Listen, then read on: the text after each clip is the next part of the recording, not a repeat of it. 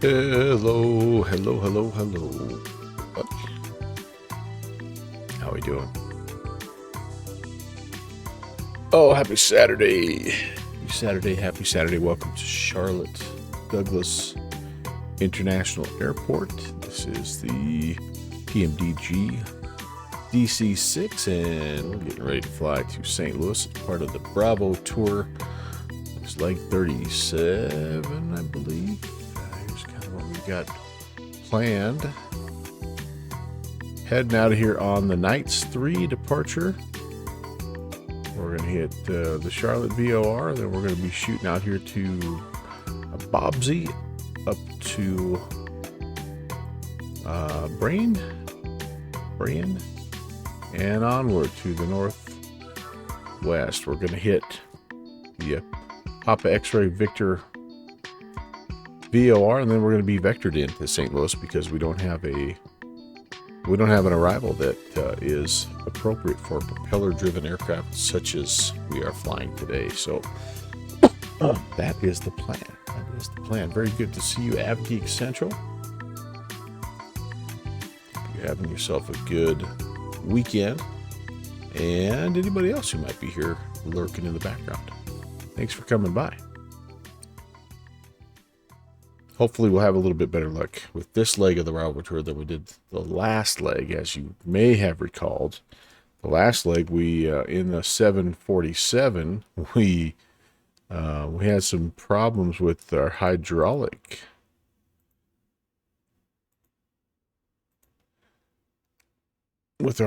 pumps. A couple of them we cooked a couple of them because we got the fuel too low. The fuel level's too low. We weren't able to keep them cooled. So anyway, JDS, what's up? Good to see you, man. We have, let's see, we do have a little bit of a plan here. 7,800 pounds of fuel. So let's just call that about 8,500. I'd be a little heavy, but that's okay. 62 packs.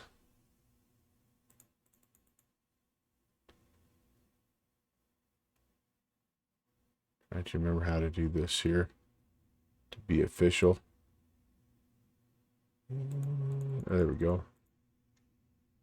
And some cargo, 3,410 pounds to be precise here.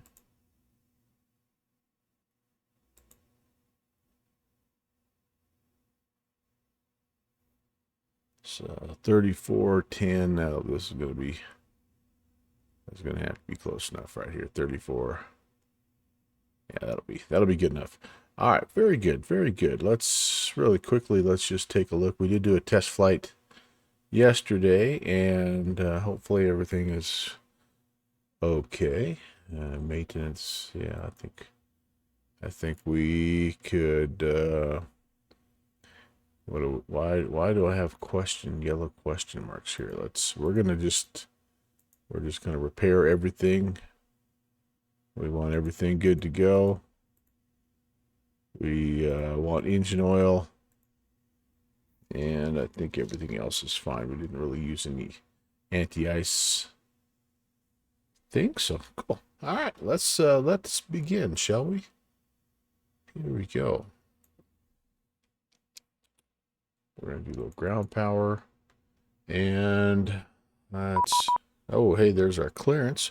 We do have a little ground, Charlotte ground, which is awesome. Awesome to see that. And it looks like we are cleared as filed. 12,000 feet, 2556 on the squawk code. And looks like there's a little bit of a transition. Got to maintain 4,000. Okay. All right. That sounds pretty good. I think we can do that. We'll take a closer look at that departure here in just a bit, now that we kind of know what to look for. Okay. Parking brake is on. The gust lock is on. Let's get the fuel levers to the mains. cross feed levers are off. Propeller master control can go full forward. We are on gyro lots. Mixtures are cut off. And carb heats are down. Gear lever is also down and confirmed. Hydraulic systems down. And set the altimeter. Really high pressure today. Crazy high pressure here in Charlotte. 3064. 3064.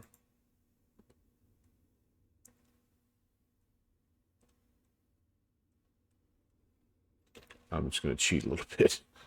So I'm having a little trouble with my hands. And I'm actually going to have a little procedure done. But it's one of the things that's really weird is scrolling on the mouse, if you can believe it. Man, it sucks getting old. All right, altimeter set. We will, let's see, the cabin heater. We're going to just go up to about 75 on that side. What do I need for the pilot side? We'll just go up in the middle there. It's fine. And cowls are going to be open.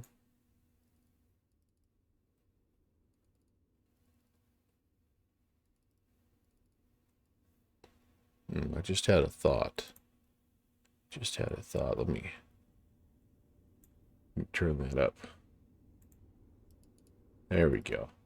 I had turned down the simulator sounds while we were on the outside view because we had somebody that had loaded up next to us. It was actually pretty loud. And then what did I see? We're going 12,000. I almost don't even need to do this, but we will.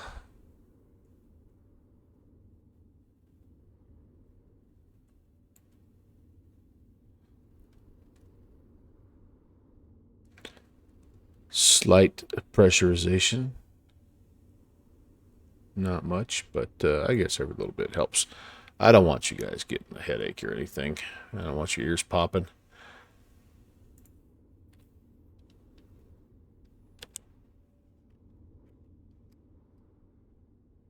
Position lights can go steady. Passenger signs can come on. The battery and ground switch can also come on now. Inverters, clicky, clicky. Love that eyebrow switch, man. And Jenny's are on as well. Fuel booster pumps for now are off. The rest of the switches are off. Those are all good there. Everything is fine. No water injection today.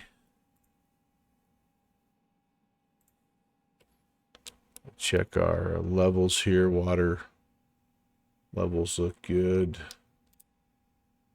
Flaps are up.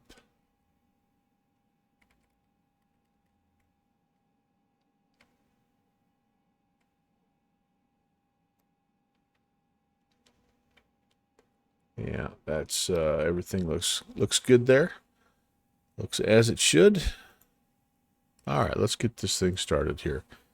And let's come up here. We're going to go ahead and go to number 3. To begin, we'll turn on the mags. We'll get the booster pump going. We need the throttles are going to be cracked. Here we go. 3, 6, 9, 12.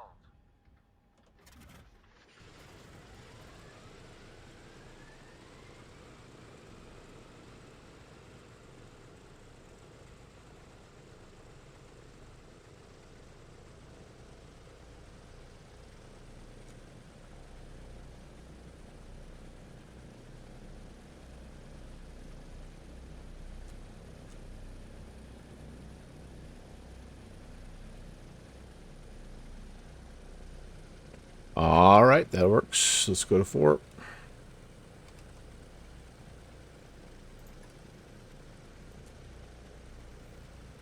3,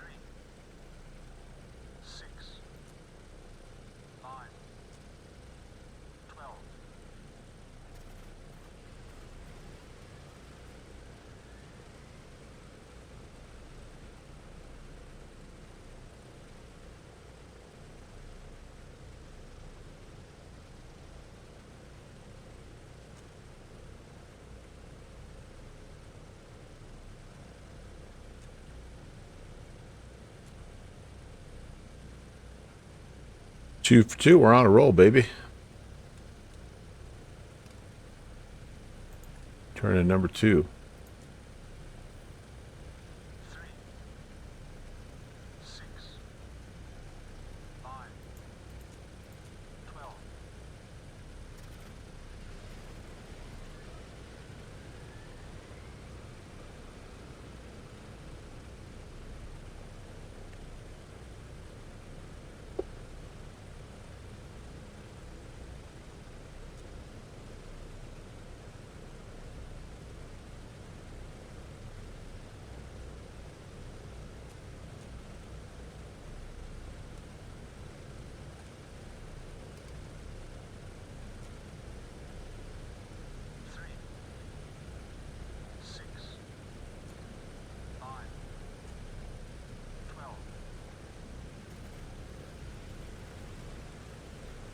Oh, that almost never happens. 4 for 4. Maybe that's a good sign, you guys.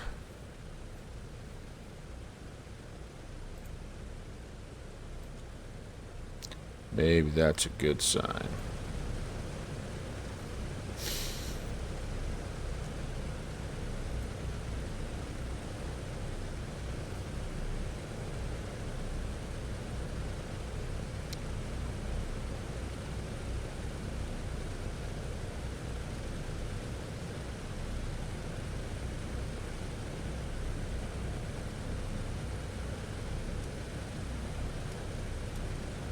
And those boosters off, we can go to airplane battery and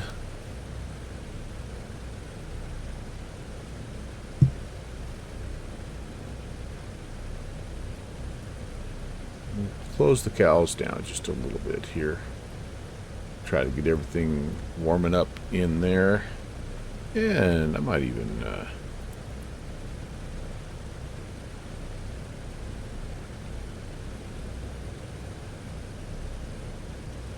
yeah, I'll leave the carb heat as it is. I'll leave it as it is. All right, beautiful, beautiful, beautiful, beautiful. So let's see. We're gonna leave it at full rich. We'll go ahead and lock that. Let me come over here and set the transponder code. We'll get some avionics on. What was the squawk code I was given?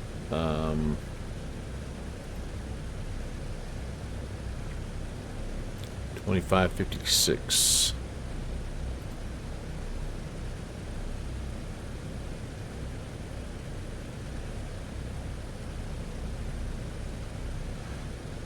Put that on ALT. Come up here. Let's get some of this business going here as well. We are going to use the slightly more modern GNS 430 today, just because of the RNAV procedures, and it's just getting tougher and tougher to find non-RNAV waypoints out here in the southeastern part of the U.S. We could do it, but it's also kind of fun to fly with the combination of modern avionics and a vintage aircraft. JDS is plain special, don't fly it that often, but it's like a warm blanket. Yeah, I kind of feel the same way. There's something magical about this plane, isn't there, JDS? It's just like so, yeah, it's just so, I don't know, yeah, it's just from a golden era, right? Just from a whole different era. And yeah, it's really an amazing aircraft. All right, let's go ahead. We'll let everything warm up here, and we'll get this route in. We are going to go ahead and go this departure here. It is the Knights 3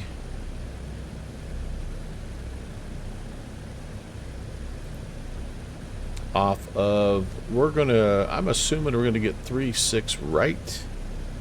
It's either 3-6 right or 3-6 center according to the ATIS. 3-6 right is a little closer for us. And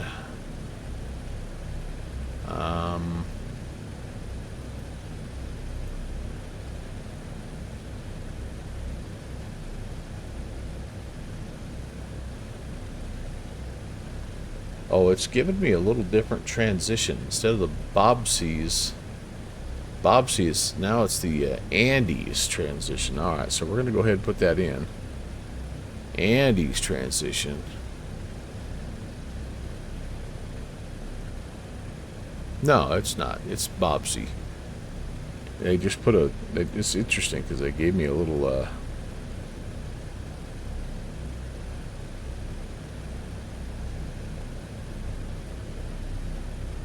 Alright, hold on here. Maybe I need to look at this. Maybe I just need to look at this a little bit.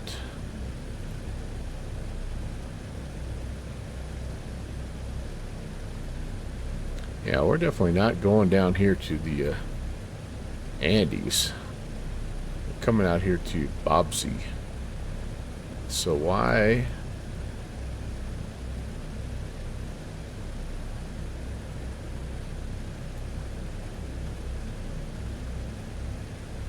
I'm not seeing that on my chart here. I wonder if I have a little... I wonder if I have a little bit of old nav data here. I suppose that's possible. Let me see if I have something else here. There's the Brayan. Brayan, could that be our transition? I don't see that either. Well,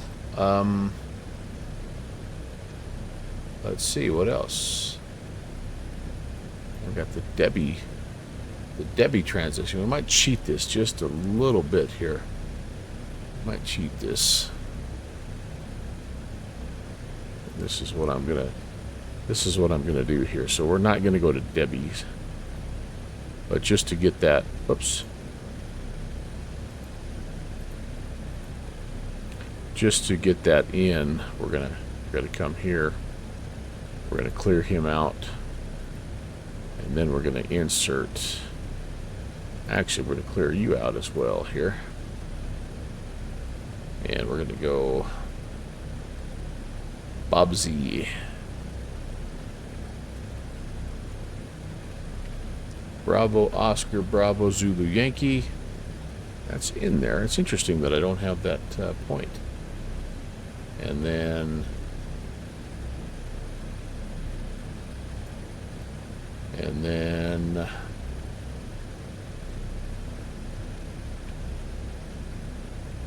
Brayan. Alright, very good. Let's take a look here. Bobsy, Brayan, sweet. Okay, then we can kind of go to, then it's Ruwitz.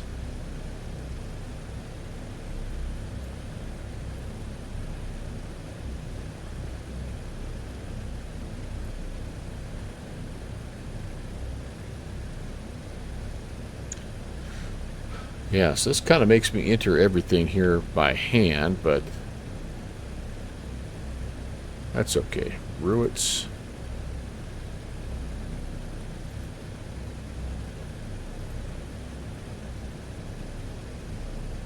And then we'll go, we're gonna cheat a little bit more here. We're going to PVX. We'll skip a couple of these waypoints because they're all on a basically a straight line.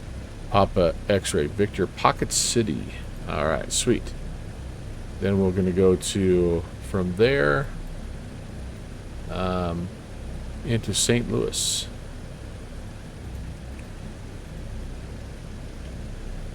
Basically, we fly the departure, and then we're going to get vectored into St. Louis.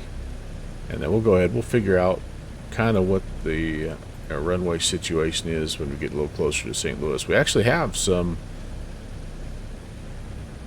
We have some ATC on the ground in St. Louis as well right now, so that's way cool. Let's talk to ground here on 22 Niner. We got a little bit of work to do yet, but we're going to be pretty close. There we go.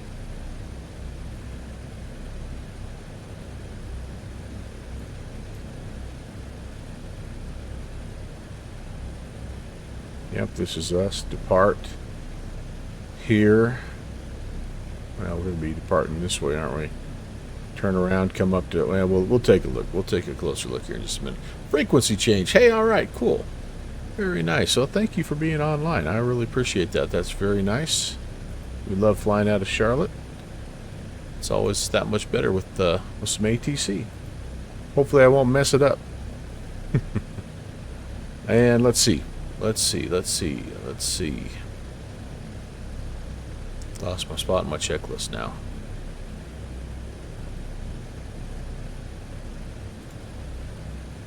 Okay, I think I have everything. How are we doing? Are we warmed up yet?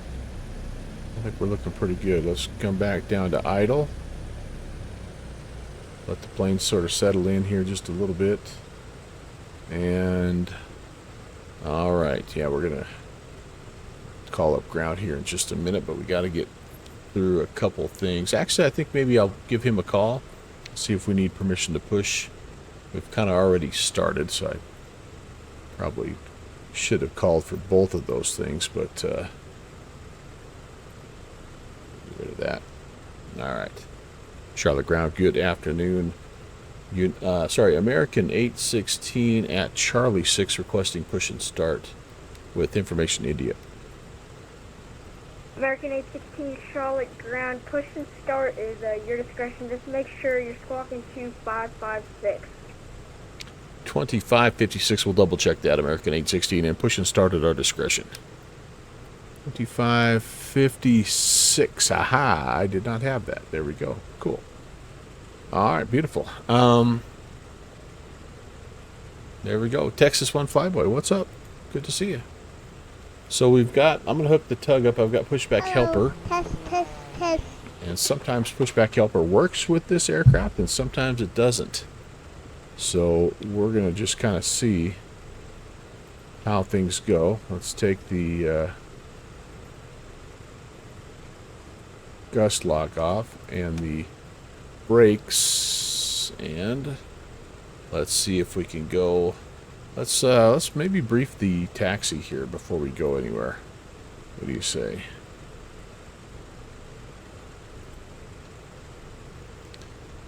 .36 center is what they've cleared us for, by the way. So we're gonna pretty much taxi straight back, and no, I take that back. Actually, we haven't been cleared for a runway just yet. With the ATIS, what set 36 right, 36 center. So I think what we're gonna do is just push straight back. I'm not gonna worry about turning the tail because we've got this other wing here. So we'll just go straight back, and then we're gonna just figure out where we're taxiing to. But we're gonna need to do a little bit of a run up here as well, sort of. I might request we go down Charlie, and maybe we'll get to a spot where we can do a little run up, but just straight push. Here we go. Let's see if it happens here. Oh, very nice. Yes, indeed. Love it when a plan comes together. We are actually moving here, so maybe a little beacon light could be good. Outside view. Yeah, no need to turn my tail. I'm already going to kind of blast him a little bit when I pull out, but I just need to get far enough away from the gate that I can make the turn. That guy's waiting on me to come in, it looks like, maybe. That's kind of a cool difference in American Airlines. Alright, we'll stop there. We will set the brake, disconnect the tug, and I think we'll just go ahead and make a call for taxi. And ground American 816 is ready for taxi.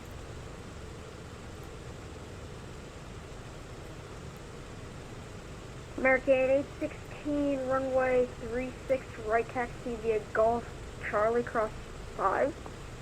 Golf Charlie cross runway 5, American 816. Alright. Okay, you guys. I think we're ready to go here. Let's get the lights on. And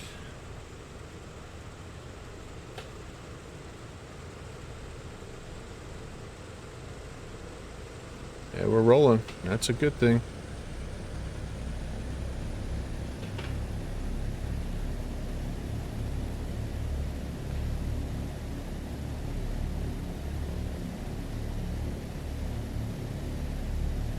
We can go just past this dude here and head on out to Gulf, which is right in front of us, I believe. Thanks for waiting for me, sir.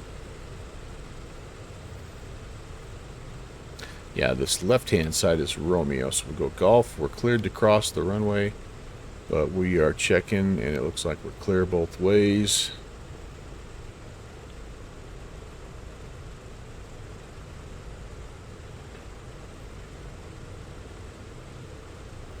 Golf takes us right straight down to Charlie, where it's a gradual right-hand turn. And then right again, when we get down to the end of Charlie there, we'll do a little run-up. It'll be an abbreviated run-up, but we'll just take it through. It's a few of the checks we need to do anyway.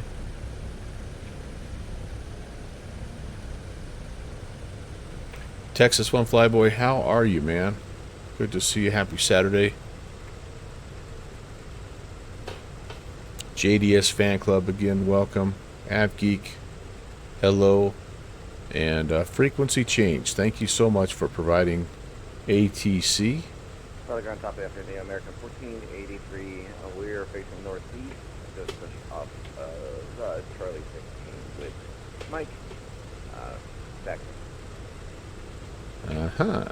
American A 14. familiar voice, I hear. 36 right taxi via Golf Charlie cross 5. Golf Charlie crossing 536 right for American 1483. Very nice indeed. All right, we're gonna need a little bit of lighting here, aren't American we? 816, monitor CTAB 18.1, have a good flight. Over to Unicom. Have a great day, American 816. All right.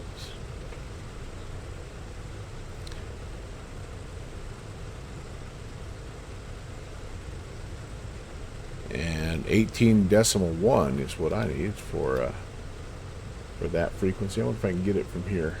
Probably not. You know what I'm going to do?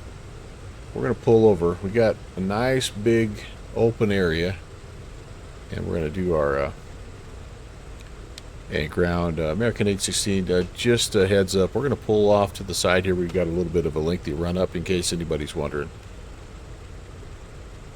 816, no problem. All right. This will be. Plus, I don't have to worry about prop wash and all that good stuff here. So let's kind of get over here. I don't have to feel rushed now as well. I'm not super. The run up is one of those things that you kind of forget about. Like you're not as practiced and polished as other phases of flight, but all right, the frequency is going to be 18.1.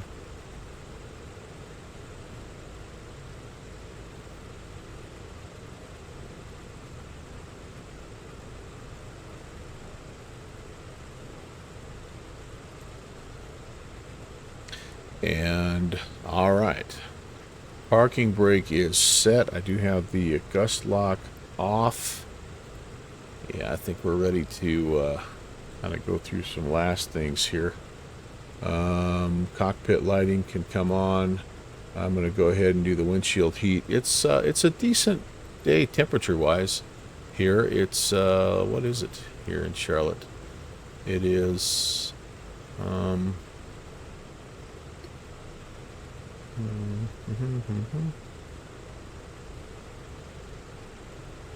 oh, it's 11 Celsius, so I mean it's not it's above zero anyway. All right, that's good there. We're going to go ahead and just get kind of all of our lighting on, because it is going to get to be a little bit duskier here as we fly. So let's make sure all that's on. All right, that should work for now as far as that goes. We are going to Got our landing lights on. Let's go to 900. It's actually where we are, down nice and idle. Let's just check and make sure everything looks good here. Nothing's crazy. We do have a little low oil pressure warning when we get to idle, but that's fine. Our cylinder head temps are at the bottom of the green. That's fine. And our carb air is in the yellow. That's a little chilly, but once we kind of get going, we'll maybe bring those up. In fact, I might bring those up just a little bit right now. 4, 5, 6, 8. 8 clicks of the scroll wheel. Oops, that changed the trim. I don't want to do that. Alright, so we'll get that. Don't want to overcook those right away, but that's not a bad thing to have right now. And alright, let's go ahead and run it up here and let's do a few checks.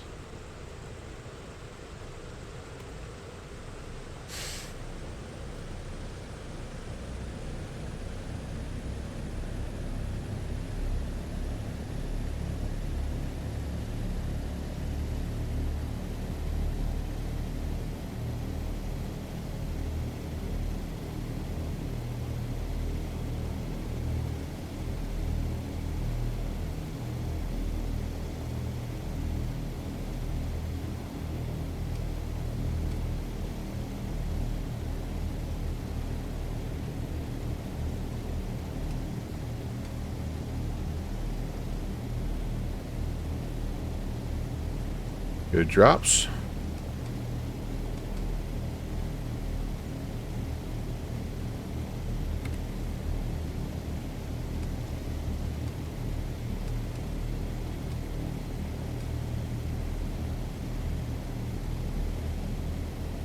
Okay, mags are good. Hey, firm. Are you almost ready, or do you want us to go ahead? I'm going to need about 5 minutes, so I'd say go ahead. Sounds like a plan, thank you. All right, see you. See ya. Ooh, I forgot to turn the engine selector off, so...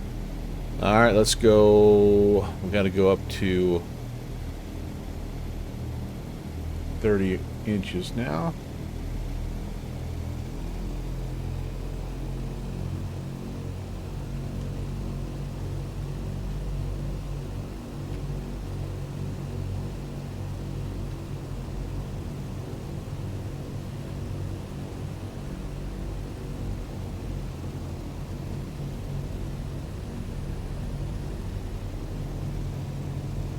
Charlotte traffic, American 1483 is departing runway 36, right full length, right cross to departure, or right down the departure to the south.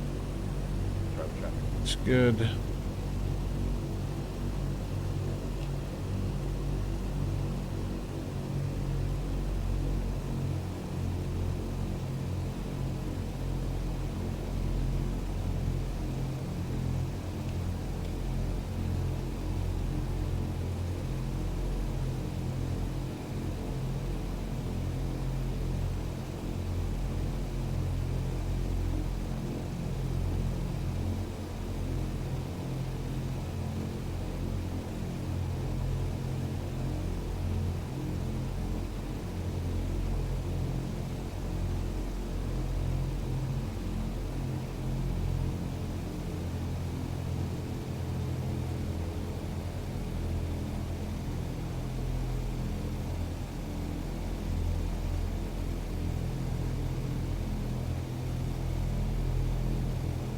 Never quite get the click spot on this guy.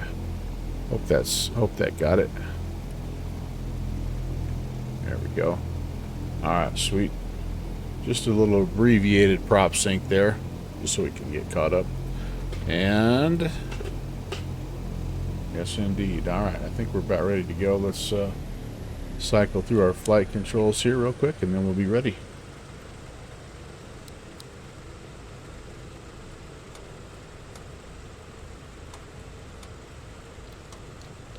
See if we get all of our flaps.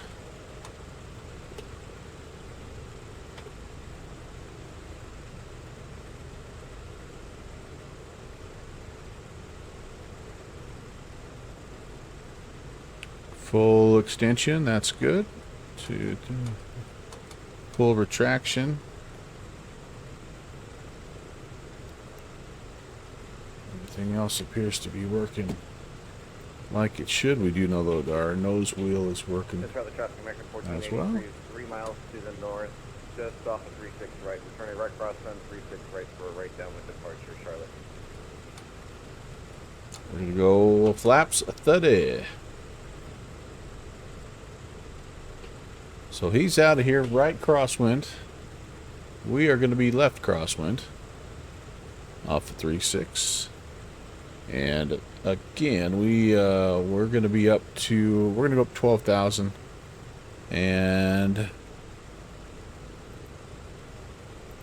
we should be good. Should be good. All right. Boost pumps can come back on for departure. Automatic feathering will come on for departure. And yes, we're going to go position lights to flash. Everything else is on. Line takeoff lights. Yep. Yes, indeed. Charlotte traffic, American 816 is lining up 36 center. Excuse me, 36 right. Charlotte traffic. Okay, just make sure no one's coming. Nobody's coming. Brakes are released. Time to go flying.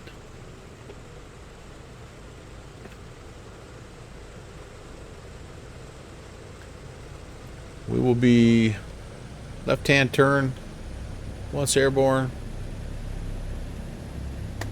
Try to get kind of established on that westerly track, and then we'll put some automation in. It's, if nothing else, it's entertaining just to watch me try to work the automation, work the autopilot here. Charlotte traffic, American 816 is departing 36 right. We'll be left-hand turn out westbound, Charlotte. Charlotte traffic, American 1483, 7,300. We're on the right midfield downwind, departing to the south. Final call, Charlotte. Comes somebody behind us. Alright, let's get lined up here, set the brakes. We are looking for full power 48 and 28 here. And sorry, we're looking for 53 and 28. Let's run them up.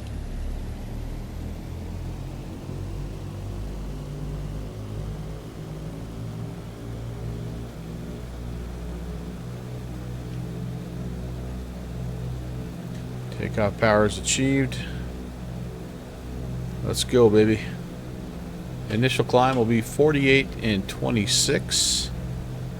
And I forgot to check my rotation speed, but it'll be somewhere between 90 and 100. We'll just feel it getting light on the nose, and we'll know it's time. There she is. Just gentle back pressure. She'll fly when she's ready. There it is, about 110. It's a positive rate and gear. Ooh, we're sliding over a little bit there, aren't we, boys? Yeah, let's just be nice and easy here. We're looking for 165. Comes one notch of flaps.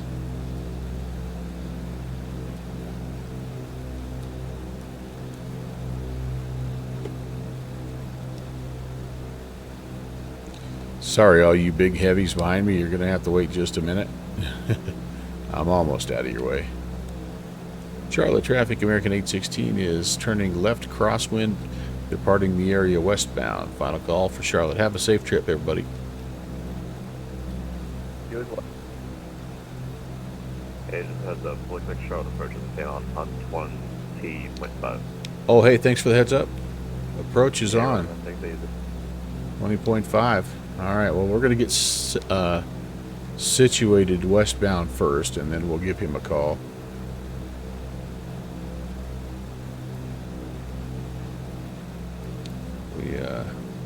We want to be flying the departure here as much as we can. Alright, so this just a general westbound track right now. Hopefully we're kind of getting out of everybody's way. Clean up all the flaps, and sure enough, 2050 Charlotte approach. Alright, how cool. 2050.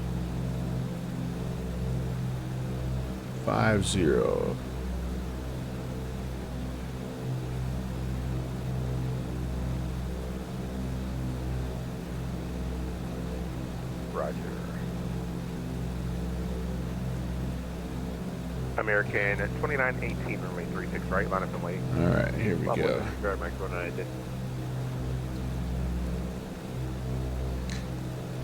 And departure. Good afternoon, American 816. We just departed. We're in the left crosswind, climbing through 3,700. American 816, your radar contact about 4.5 miles northwest of the field at 3,800. Climb and maintain 16,000. Climb maintain 16,000, American 816. They're bumping And me up. just out of curiosity, are you direct VATSIM already? Affirm, direct Bob C. Roger, thank you, sir.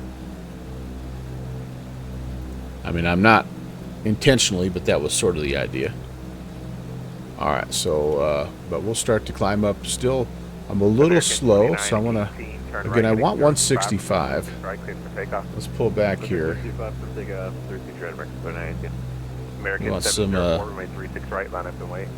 Want some Mito power here.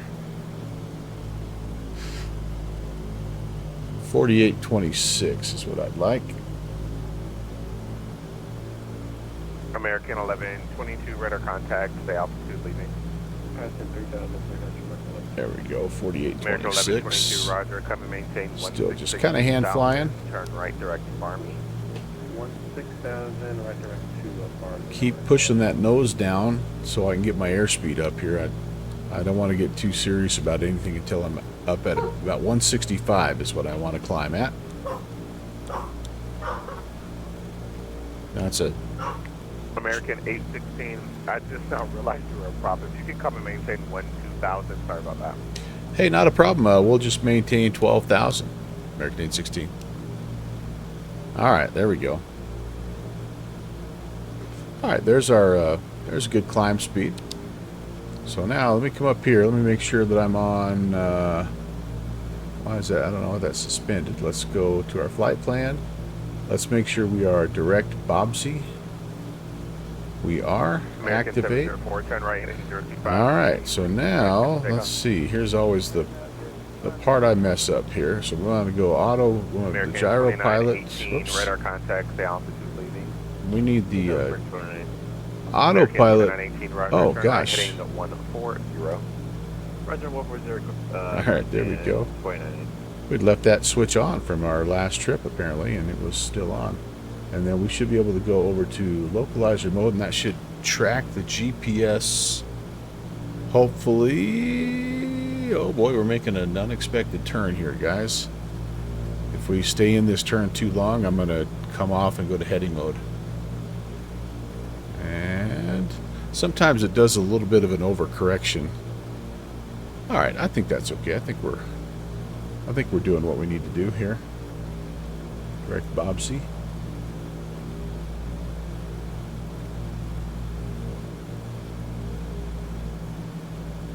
Yep, that's what it's trying to do. I'll take that. Let's keep an eye on the airspeed. That looks good. 8,000 feet. Let's check our temps. And we're a little cool on the carb. Great on the cylinders. Actually, maybe just a hair cool on the American cylinder heads 2918, as well here. 16,000. So let's come down and add some carb heat. American 704, radar contact, stay altitude leaving. American 704, roger, turn right heading at 090. Darn it. Until I get this one lever up a little bit. American 1112, Atlanta Center offline, radar service terminated, frequency change. Alright, we'll let that cook for a little bit here, and we'll see how it goes. Oh, that's pretty dang cool that we've got a little approach, a little ground. Heck yeah. American 2918, clear direct to Queen. Direct Queen, American 2918, thanks. Now all we need is 704, clear direct Atlanta Center, maintain and we'll be in business. 16,000.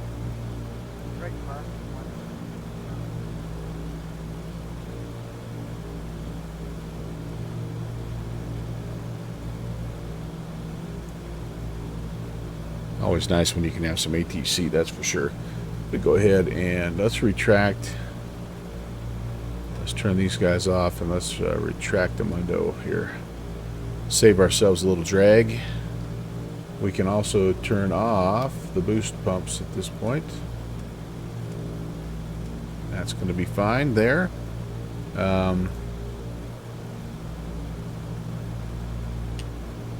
Charlie departure, howdy, Brickyard 617 from Charlie.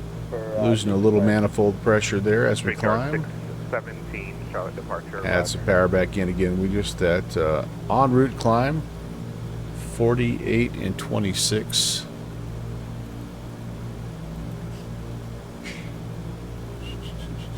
Actually, that's the Mito climb, isn't it? Yeah, we want to go 40 and 26, 40 and 24 for the en route climb. So maybe pushing it a little too hard here. So we'll back off. We're almost there anyway. We're at 11,000, but still, we want to be nice and gentle to our engines, and we're making almost perfect airspeed. So that's awesome as well. It's starting to dip a little bit, but we're also climbing a little more than 1,000 feet per minute. So we can, let's spin this guy forward a couple of clicks. There we go. Need to do that anyway because we're going to level off here in just a sec. So we want to make sure that we're not doing one of these and then trying to level and American 704, and then it's in our offline. bobbing our head up and down. Thank you, you as well. American 2918, Atlanta Center offline, radar service terminated, frequency change approved. Frequency change approved for 2918, take it easy. You too, take care. American 816, Atlanta Center offline, radar service terminated, frequency change approved. Have a good one. See you next time, American 816. Okay, here's coming up 12,000. Brickyard 617, turn right heading 025, remain 36 Alt right. hold is engaged, and we are going to level. Surface takeoff 36 right, Brickyard 617. And we're going to go ahead and back things off here. 32 to 34 inches of manifold. We're not in a big hurry. This flight's only going to be about an hour and 45 minutes, so we can be fairly conservative there. And I think 2,200 on the RPMs is probably also going to be good. Ish right there. That ought to be all right. Let's check our temperatures and see how they've done.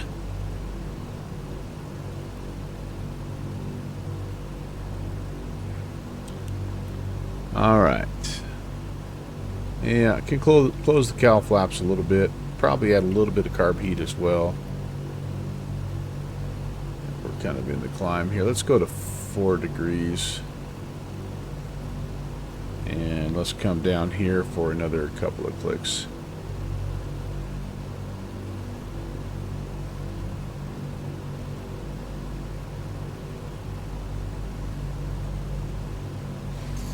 Most excellent. All right, my friends, and we're cooking right along.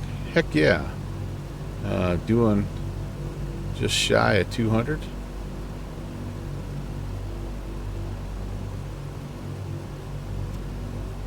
That ought to be just right. Let's give you one of these.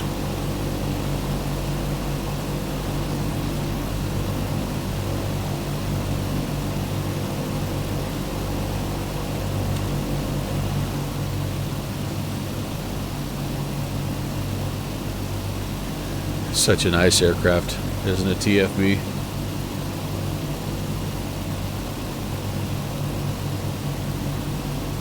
Brickyard 617, radar contact failed. Contact 6,000. Brickyard 617 is passing through 3,600 and climb maintain 14,000. Brickyard 617 is going to be 1616 in a clear direct bar. 16,000 direct bar, the Victor 617.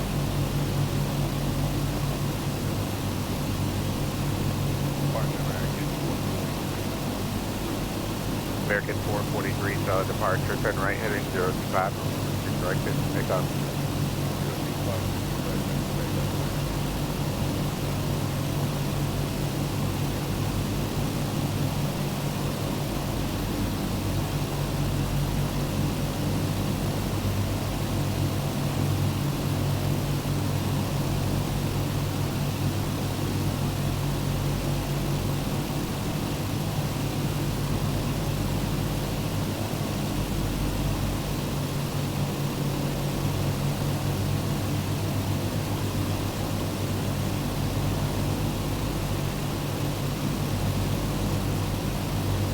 I think you should do it, my friend.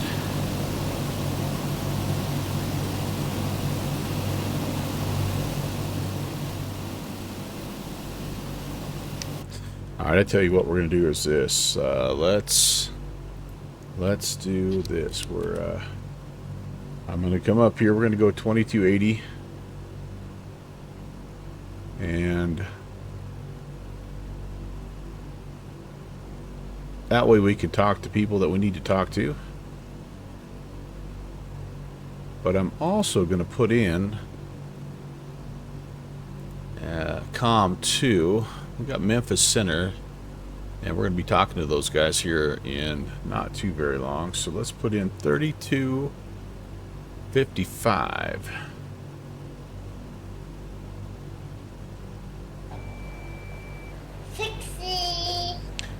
Well, hello, good fixins.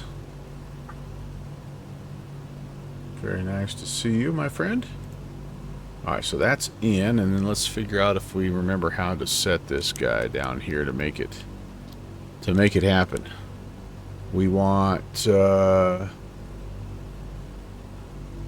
both COM 1. Maybe I can't. There we go. Alright. There we go. Now we're monitoring. We are monitoring Memphis. Strange looking citation. Oh, speaking of citations, is Conti doing his stream yet? Yes. All right, you guys, if you're not already, I mean, most of you guys that hang out on my stream are also on Conti's stream. I mean, all 5 of us that are here. But if you're not, you want to go over here. You want to go check out Continuum, because he is giving away a copy of the brand spanking new Torque Sim Citation 525. Is that what it is? The old classic 525. But yeah, most of you, again, like I say, you're probably already over there watching, which I hope you are. And if not, then get yourself over there. Get you some. And you might have a chance to win. That'd be pretty cool. National approach 119.35, intro service, yep. Alright, look at us. Almost in the greens for the carbs. Cylinders are almost in the green as well. We're going to go ahead and close these one more click for now. We're going to go ahead and come down here. Pixie, tell Continuum I forced you to go over there.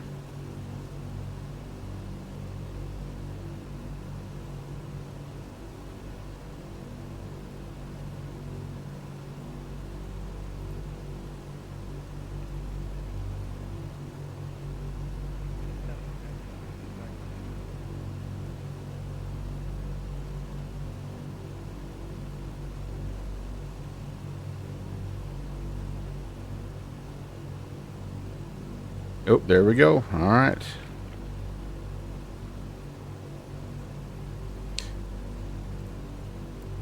Beautiful, beautiful. All right, back outside.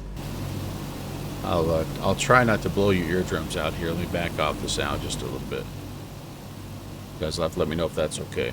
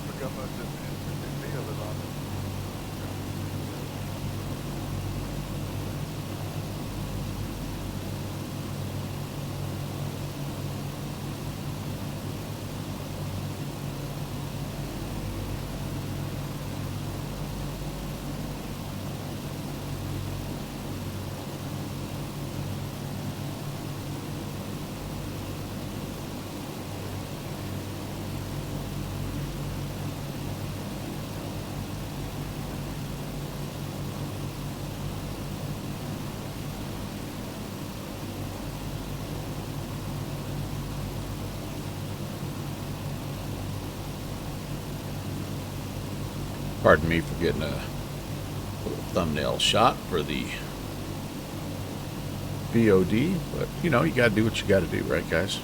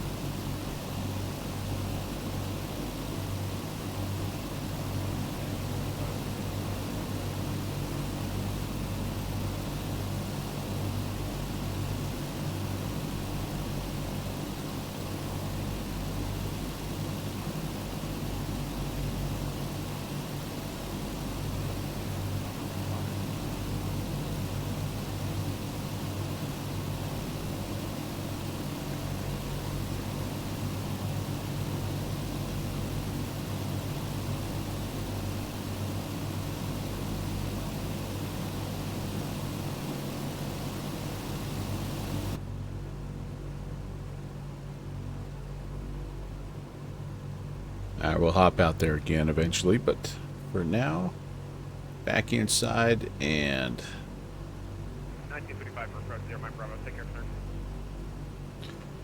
I just want to take you through kind of what we've been doing here. We're getting really close to the end of something called the Bravo Tour, and the goal was to visit all of the Class Bravo airspaces in the U.S. We included... My voice just went up. Hello. Hey, hello. Test. I might have just been projecting. You never can tell. When I go in and out of an aircraft sometimes, yeah, I can see what you're saying though.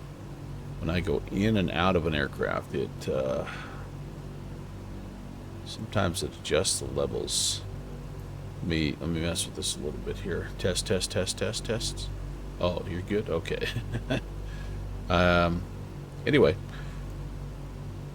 back in December of 2021, our good stream friend Downwind Sim said, man, wouldn't it be fun to fly to all the Class Bravo airspaces in the U.S.? And I was like, yeah, that would be amazing. And so naturally, being a good friend, I stole this idea and made it my own. And so that's where we are right now. We are flying. Ooh, let's do a little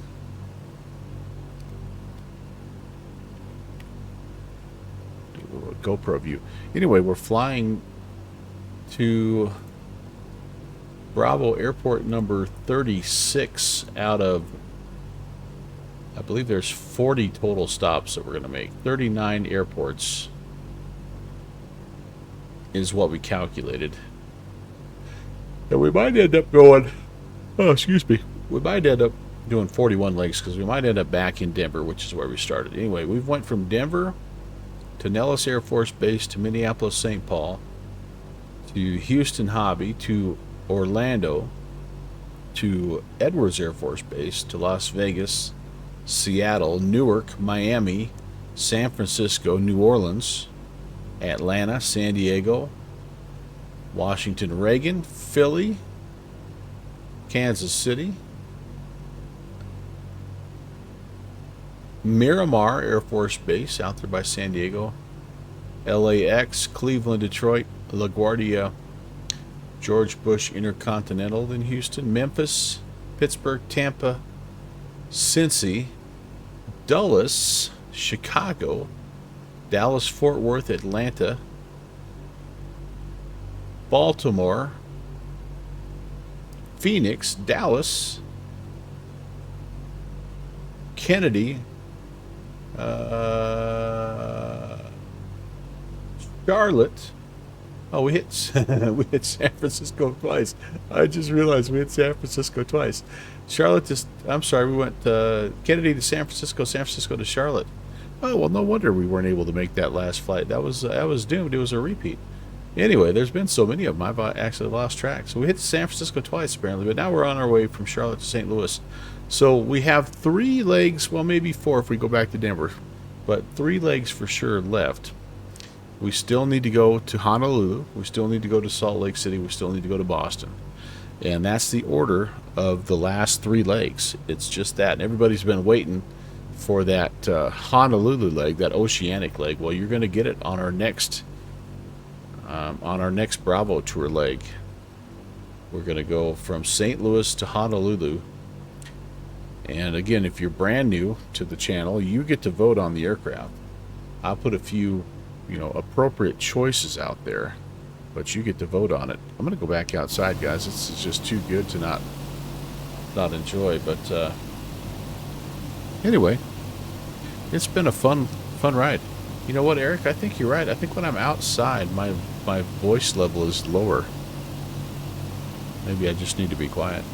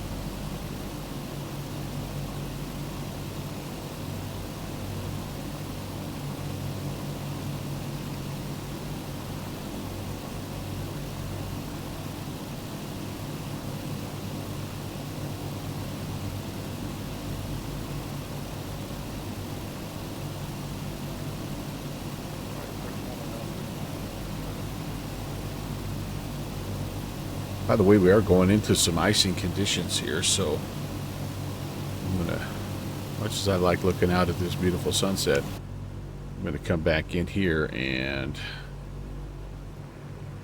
just take a peek at everything, make sure we're all nice and warm. Carbs are good, cylinders are good, and can I find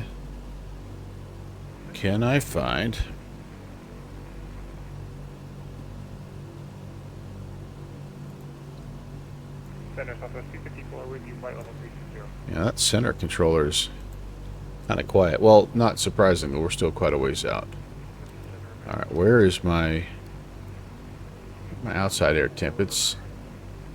I always lose it, and then when I find it, I'm like, oh yeah, that makes sense. Alright, we've got BMEPs, we've got fuel pressures, oil, fuel flow, there it is, right there, right in front of us. Yeah, so we are definitely in, temperature-wise, we're in range, and we're going to come up on some visible moisture, so we're going to need to think a little bit about this, aren't we? So this is de-icer, so we're going to wait until we get in and see some, I don't know that we visibly how well we see it, but we'll kind of keep our eyeballs out, and we'll keep an eye on the performance as well. But that's where the de-icing stuff is going. You know what, though? I have not turned the pitot heat on. Let's do that. How's our all of our ammeter stuff here? Yep, that's all fine. Okay, cool.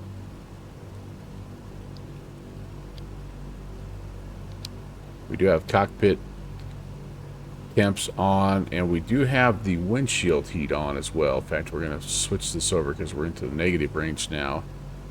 And then again, if we need to go to, well, that's actually, if we need to go to anti-icing, we get one more little notch so we can flip it over. Okay, cool. Everything over here is fine. We're doing fine.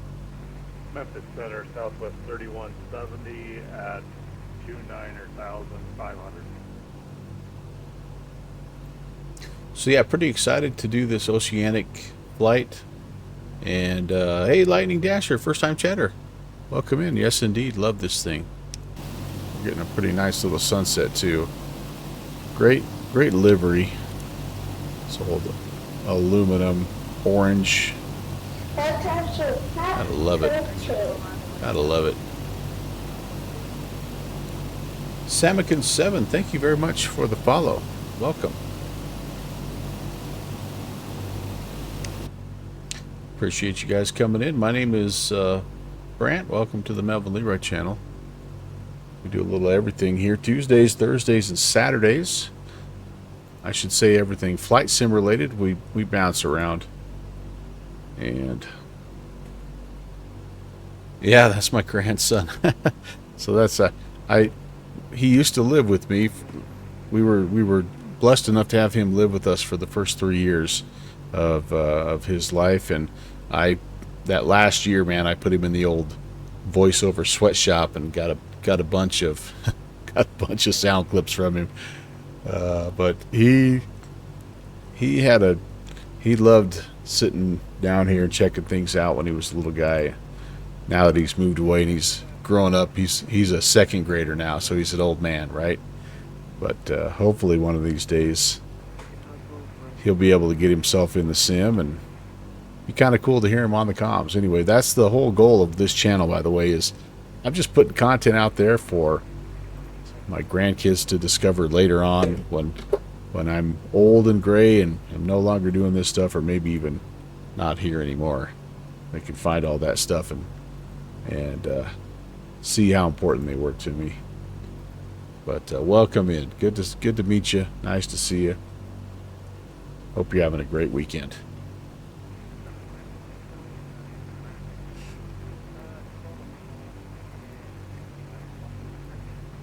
We are making some pretty good progress here, you guys.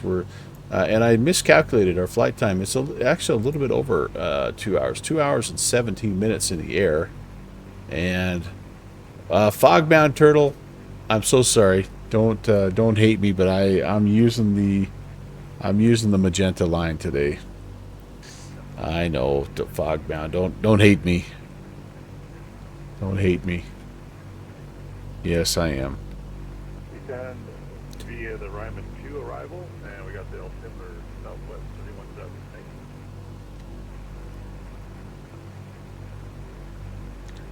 317. And I'll tell you why, Fogbound. Yeah, I did. Here's why. And it's a legit reason, I think, okay? So hear me out on this. Hear me out. Let me go find the link here. All right. I'm gonna share with you a. Oh, I don't know if I can share this. Darn it. 585 might try a request. I don't think I can share this link. So I have a friend named Slant Alpha Adventures and another friend, Kenny Monster, and they organized last year a Cross the Pond Vintage Edition, and we're having our second one this February. And this is the aircraft that I'm flying in. We're going to be going from Keflavik, Iceland to London City. And so when I fly that event, I have no choice but to fly it with conventional navigation. And so I'm actually practicing using this thing. I'm less familiar. I'm more comfortable flying VOR to VOR, to be honest with you, but I need to make a couple of test runs in this, because it's, as you probably know, it's nothing but RNAV stuff when you get outside the U.S. So that's why. But no, this is an aircraft that's meant to be flown using nothing but classic radio navigation. And I feel a little bit bad now, Fogbound Turtle. Welcome, buddy. You know what's actually kind of funny? Like, it is, so obviously it's a challenge to create non-RNAV routes. And no, man, I'm with you, Fogbound. I deserve it. But yeah, it's challenging to create non-RNAV routes anymore, and you know, this would have definitely been doable. Like as I'm looking at the VFR sectional, I mean, there's plenty of VORs that I could have hopped on. Whoops, what am I at here? There's plenty of VORs that I could have followed, and you know, I might have had to skip over. Like there's no, you know, there's no Juliet Airway here, but you know, like you could have went VOR to VOR pretty easily, and actually into St. Louis. They're going to have to vector me anyway because there's no propeller appropriate approach for me. So, but anyway, yeah,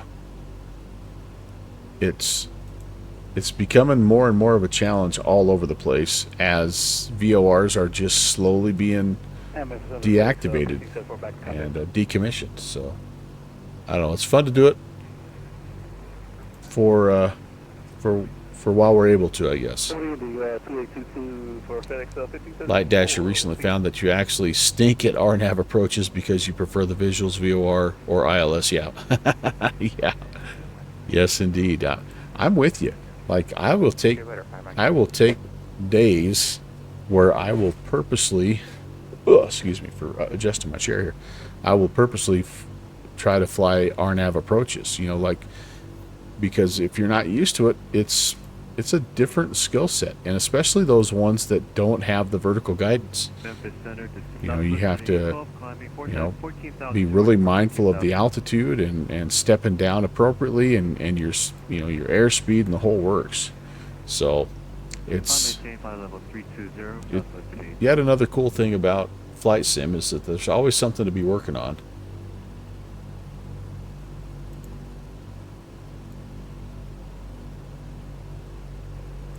So as I'm looking at this, you guys,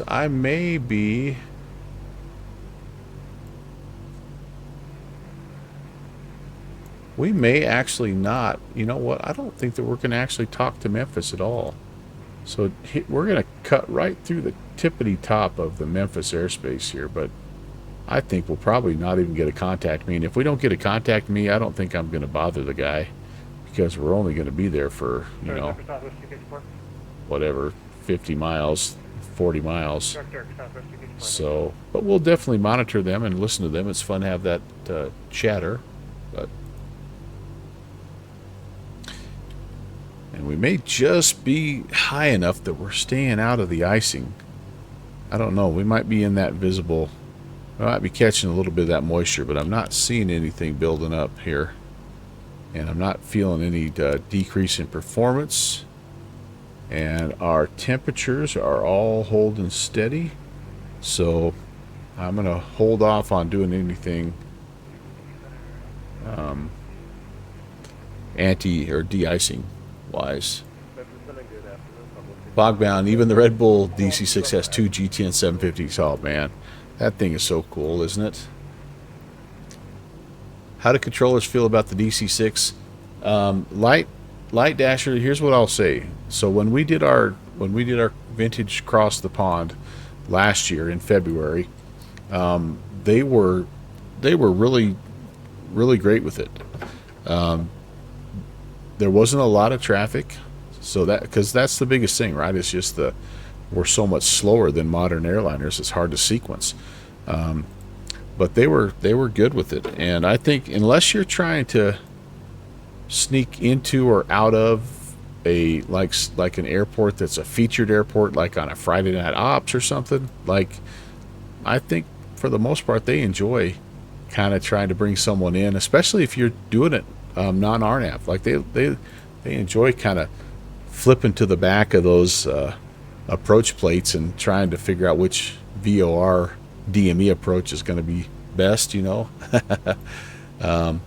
Well, Fogbound, so that was the one learning moment from our first our first flight, is our approach controller didn't really understand that, and so he was having us just descend at the usual locations, and trying to, you know, hit the altitudes and the speeds that you would if you were just in a regular jetliner.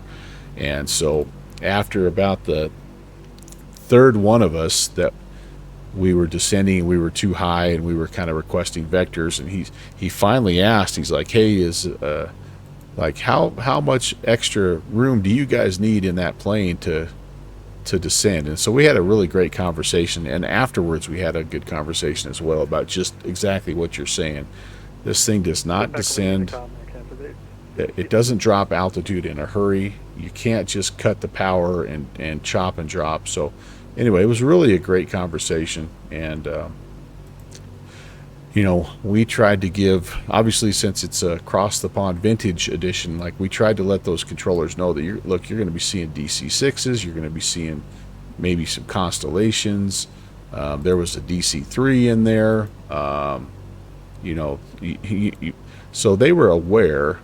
And but yeah, I've really, Light Dasher, I've really not come across too many people that have been upset about an aircraft like this landing at their field, as long as you know kind of what you're doing with it, right? Like if you know how to handle your plane, you're gonna know, yeah, you're gonna be able to do everything that the controller does or wants you to do without messing things up. So yeah.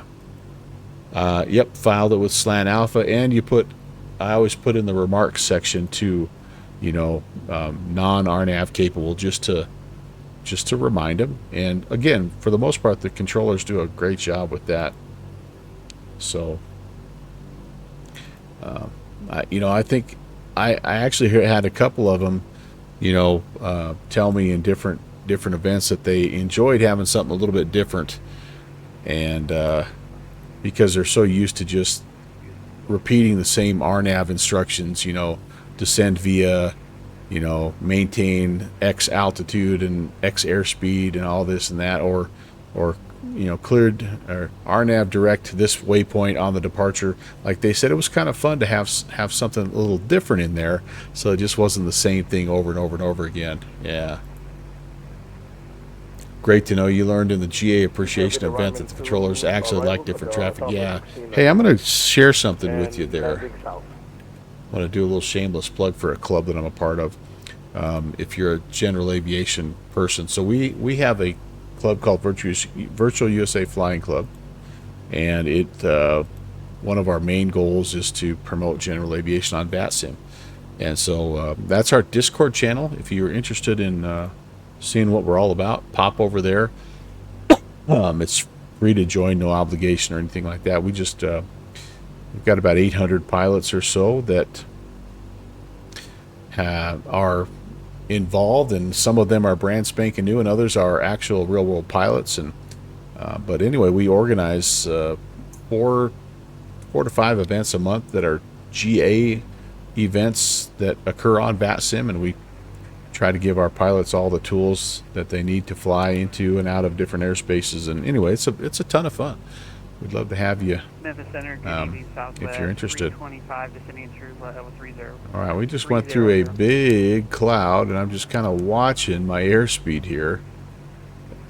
Looks like we did okay.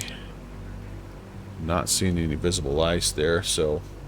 Robart, who has the most exotic flying type? That's a good question. The most unique. I kind of think these vintage airliners, these vintage prop liners especially, are pretty unique. I think doing anything slant alpha or slant whiskey is, in these days, is pretty exotic, honestly. Yeah.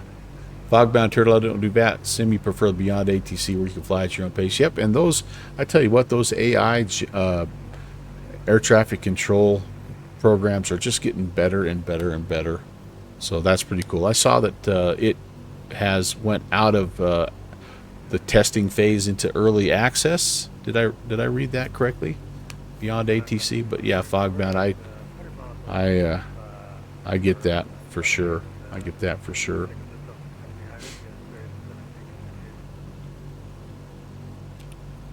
All right, we're looking good. Temps are good. Pressures are good.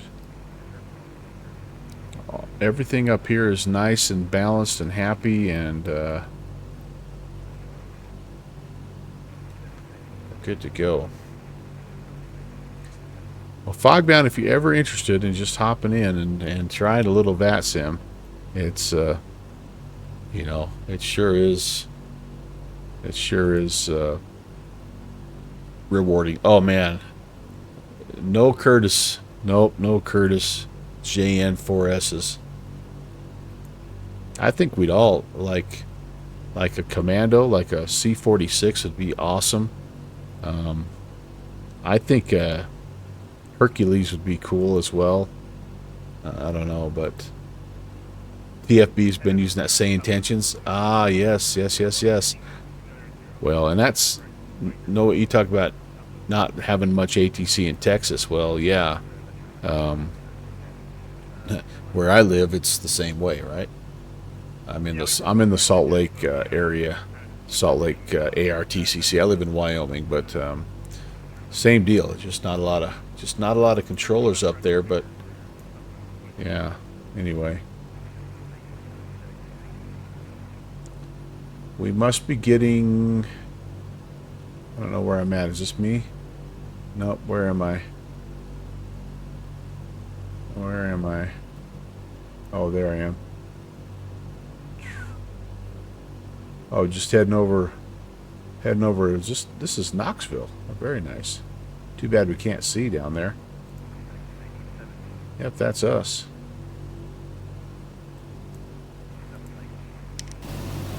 Trust me, it's pretty down there.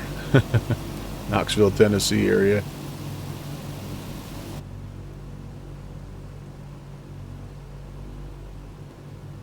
Dinner bells ringing. All right. Heck yeah. Oh, they're ringing one where you live in temporarily. You're at the VA Living Center in Greensboro. Oh, we're not too far away from you then, man. We just departed Charlotte. Well, you better go get some chow there, soldier. You have to let me know what they're serving and let me know how it is. Kind of made me hungry now. Like Dasher, yes, it's improving. When you saw Streamer Flight after release, you noticed it didn't understand GA flying too well, but soon it might be able to understand or be the default ATC choice. Yeah. There's that logic that's built into those AI air traffic control. It's pretty amazing. It is pretty amazing. Yeah, my hat's off to those guys.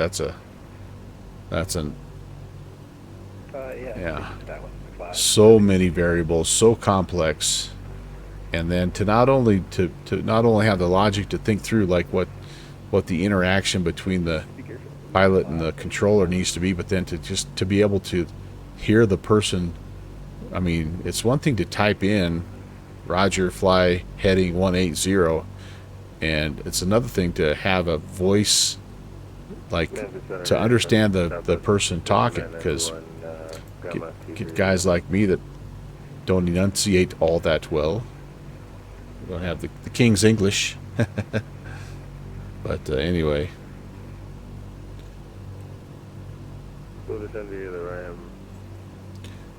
Bogman likes the classic GAs, but nothing steam gauge. Yeah, easy to read. Memphis Center, good evening. Southwest 9088, Saddle flight level 280 to Cross Gamma, flight level 23. Alright, so one thing we need to do here, guys, we didn't do a very good job of this, is we need to make sure that we know what our weight is. Right now we're 81,000, and the reason we need to know that is because we did not do a very good job of getting our takeoff speeds. So I think we're going to be kind of in this 75, between 75 and 80 when we get down to St. Louis. So that top is looking at about 99. Approach of 130, 128, and a BREF of 99. So we'll kind of keep that in mind here as well. Give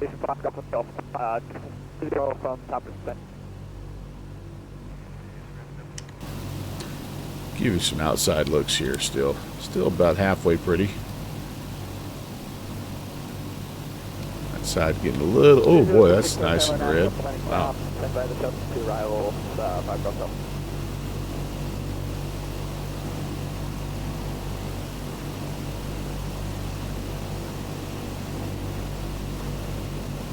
Yeah, fog bound hits a nail on the head. Those steam gauges are really nice and easy to read. Center Gabay, chip to 12-8 Victor, climbing at 13,000 or 15,000.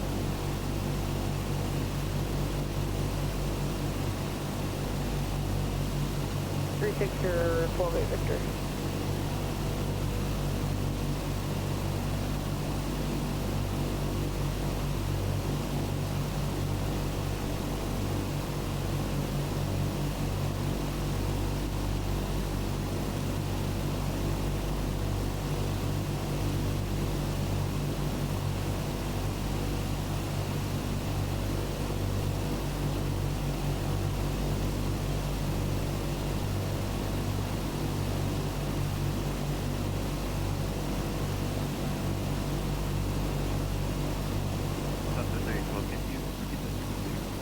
Well, we're pretty socked in here at St. Louis, by the way. Let's.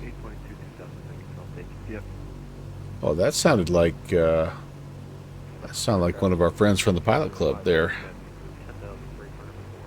Let's take a look at the arrival information here, and yeah, we're IFR conditions, 700-foot ceilings, and 5 statute miles of visibility. We've got, it looks like we got a little rain, a little mist. Yeah, and winds 130 at 20, gusting 28. Holy cow. Oh, that MD82 fog bound, yeah, man. The reason I kind of like that category, to me is almost my favorite category of aircraft because of that, the combination of modern and classic, right? The rearview mirror, yeah, it's the favorite part, yeah. But yeah, I mean, like I love that because at the time, right, and all these aircraft are that way, but like at the time it was really on the cutting edge with the FMC and stuff like that. That's why I like that A300 also. It's the same deal. That FMC that they have on there was one of the very, very first ones that was ever that style, and a lot of automation. And yeah, that Anybuilds A300 that was an X-Plane 11 was such a great model. Golly, it just didn't translate to 12, and then they made the move over to Microsoft, and it was just kind of like, yeah, that just didn't kind of work. All right, here's we fudged this little part of our route. We're going direct Victorville, I think, to Pocket City. We're not hitting Glacier, so we're cutting the corner a little bit there. Don't tell anybody, but oh yeah, Light Dasher, I am too.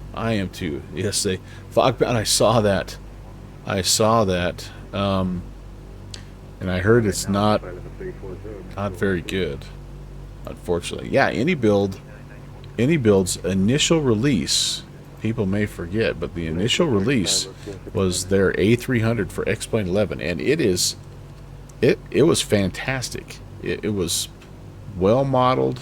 Sounds were unbelievable. The entire, like, the documentation, the everything. It was one of the very best X-Plane 11 aircraft. It rivaled the Fly JSIM stuff. It rivaled the TOLA stuff. It rivaled all that stuff.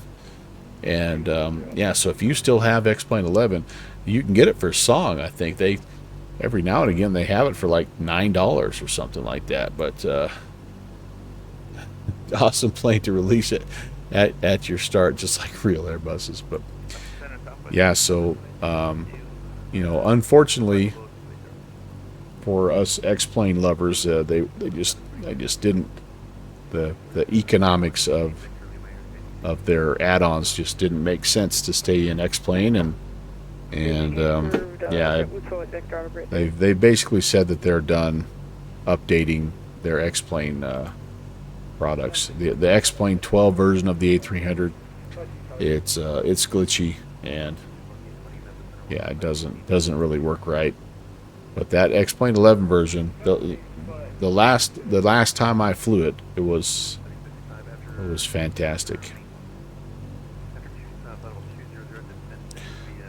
Oh yeah, no, it's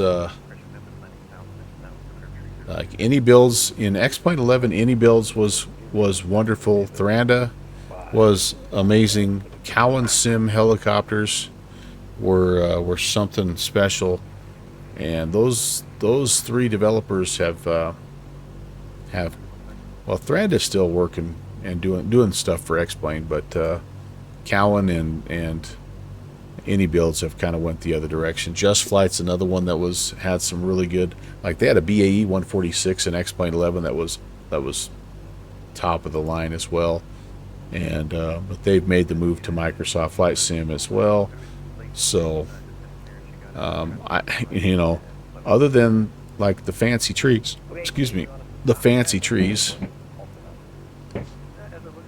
and the rain puddles and stuff like that, X-Plane 11 probably still overall just as good as X-Plane 12 in many ways. But there was even some really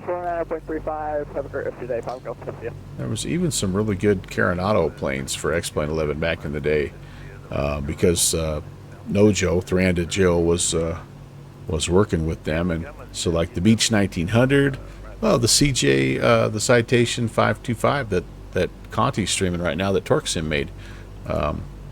Carenado had a pretty decent version of that.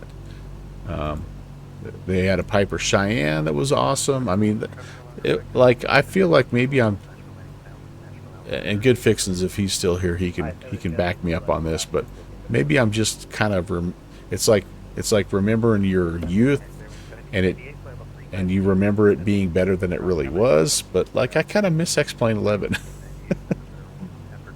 Oh yeah, you got there. Yeah, Light Dash, you know what I'm saying? Yeah. I agree. It was a better plane in X-Plane in a lot of ways, but yeah. But again, I mean, financially, they I understand they made the move. They got to pay the bills, right? So anyway, I won't go down that road. I've done that many times. People are bored of hearing me say that, but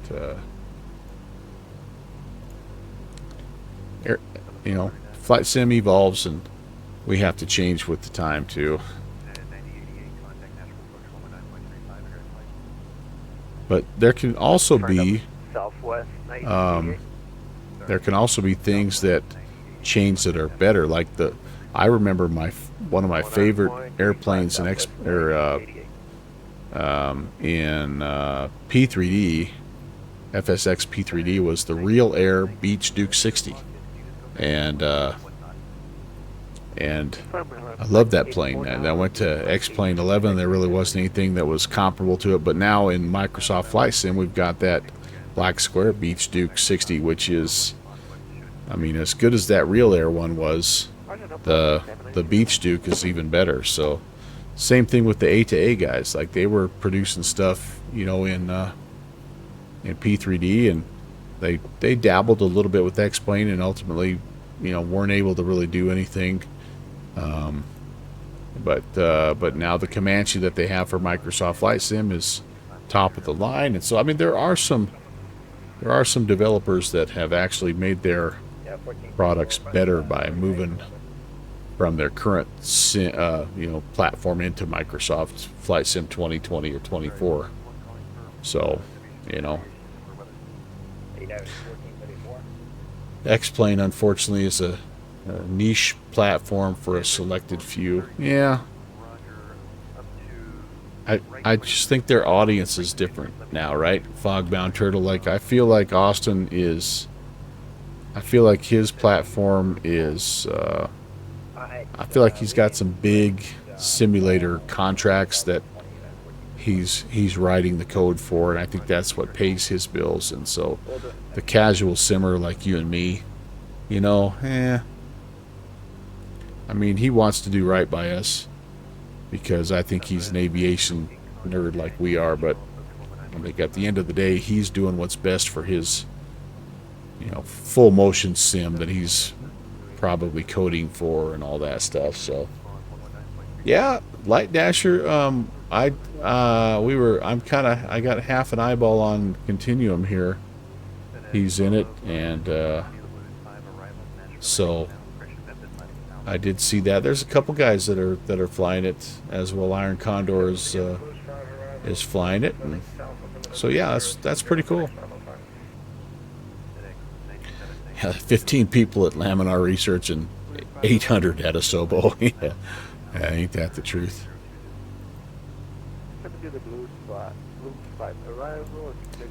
All right, I need to do just a real quick arrival and approach brief. So we don't have an arrival, so we're going to go direct from, I think this is Pocket City, direct to St. Louis. And then when we get down on the ground at St. Louis, they are suggesting runway 12 left. Now, we did have, it was a while ago, we did have some controls from ATC at St. Louis, but doesn't look like we do now. So I think unless we hear differently, we will plan an ILS 12 left. So Fogbound Turtle, just for you, man, we will jump into non-RNAV mode, but my plan will be to kind of fly north of the field and enter almost a left-hand pattern here. We're going to get down.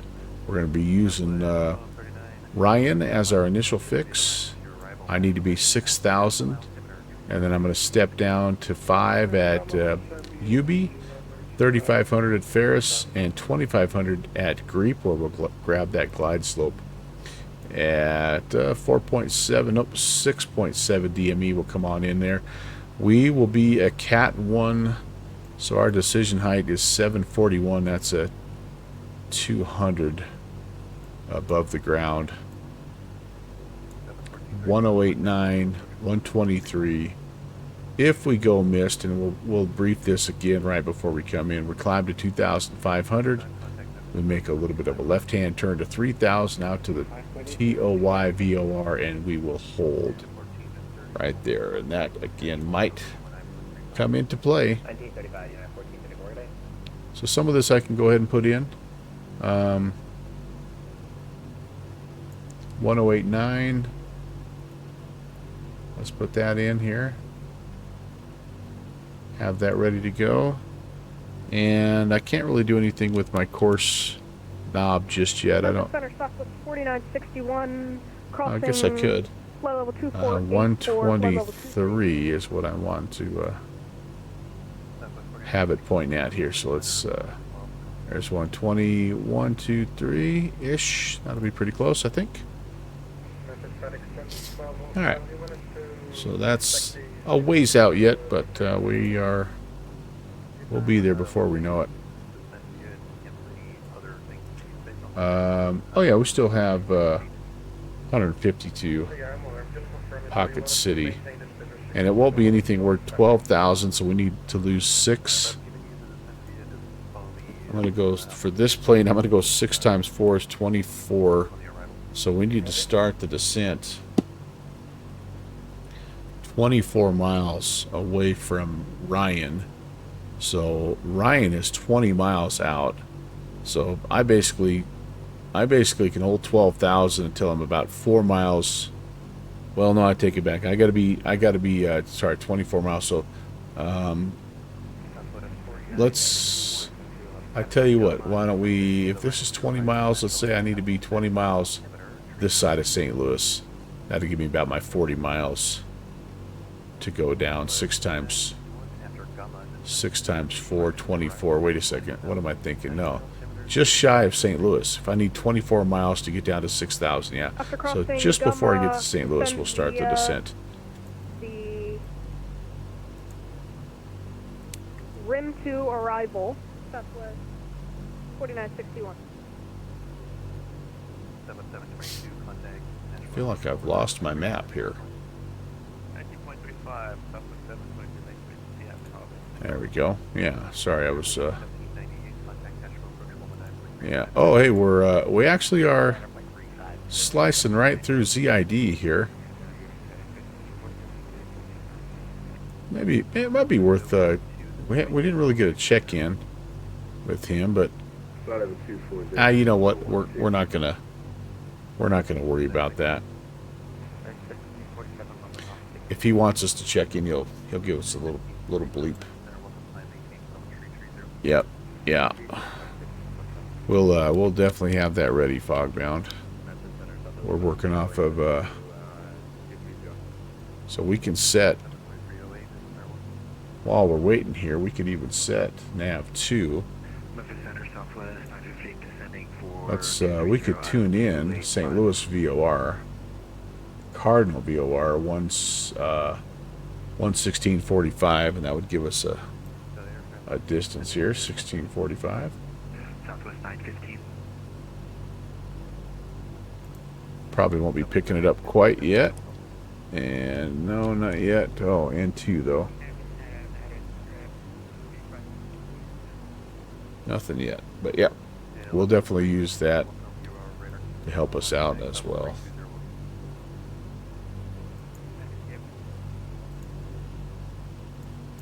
All right, that's the approach and the arrival briefed. The last thing we need to do is we're going to go to gate Charlie 6. Have a rough idea where that's at. Charlie 6 is Planning and maintaining 155. Approximately 23 miles from waypoint Long, Lima, Oscar, Bravo, Bravo, 0. right here in the corner. So right off of Charlie 6, if we can make that turn, if we go Papa, we go Charlie 6, and we kind of go right into where we want to be. We might roll it down to Mike or Lima or Juliet. I try to be pretty conservative on the rollout when I've got a nice long runway, just because these brakes overheat fairly quickly. But that'll be the plan. Yeah, United 1055. All right, how are we doing here? Everything I think looks pretty good. Yeah, we're good. Performance is good. Just looking at they took it off the storefronts. Oh man. Well, that's a real bummer, Light Dasher. That must mean that it maybe has developed a few problems. Either that or it's the cost to store it. It no longer is being paid for. But that's a bummer. That's a real bummer. Thank you. Going to Union Compound. Yep. Thank you for. Do they don't happen to have it on their own AnyBuilds? Were you looking at the xplane.org store, or were you looking at the AnyBuilds store? Or maybe you've done that both. You can go find some videos. Yeah, and in this case, I think just looking forward to the Just Flight version. I think that's going to be awesome.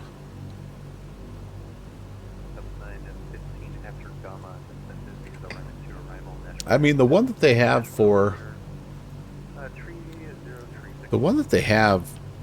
that they released for Microsoft 2020 wasn't bad. I mean, it was mainly functional. The biggest issue was that it was kind of frame heavy, and it did have some glitches as far as some of the avionics as well. I remember it had some trouble with, I think it was holding the vertical track.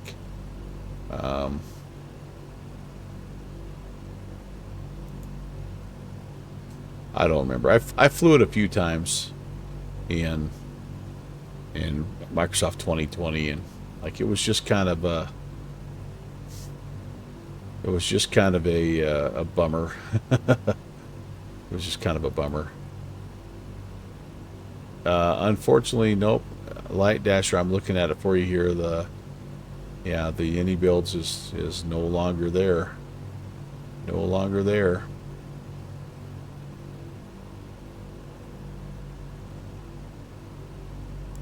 Well, that's a bummer.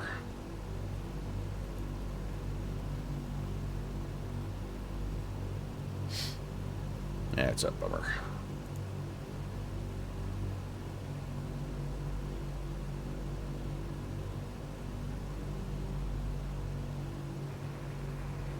Memphis Center, good evening. FedEx 930 to 11,000. Well, you know what though, Light Dasher, I think no matter when you join, you're always going to miss something, right? Like I can remember, I've got a friend that pops in here from time to time that Dakota Pilot is his name, and he's really good at flying the Constellation.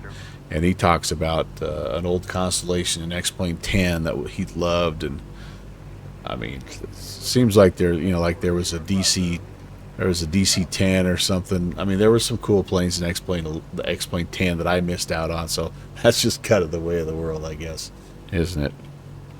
FedEx 9302, FedEx 9302, climb maintain, flight level 360. Fogbound, you own the A310 and the Beluga for X-Plane 11. Yeah, and those are pretty good. I mean, I didn't fly the 310 quite as much, but I do remember it being a lot of fun. Actually, it's interesting because for the very first leg of this tour that I'm on right now, it was in the Anybuilds A310 in X-Plane 11. We flew the military variant of that. It was the military refueler. 1282, have a nice day, Delta 8839.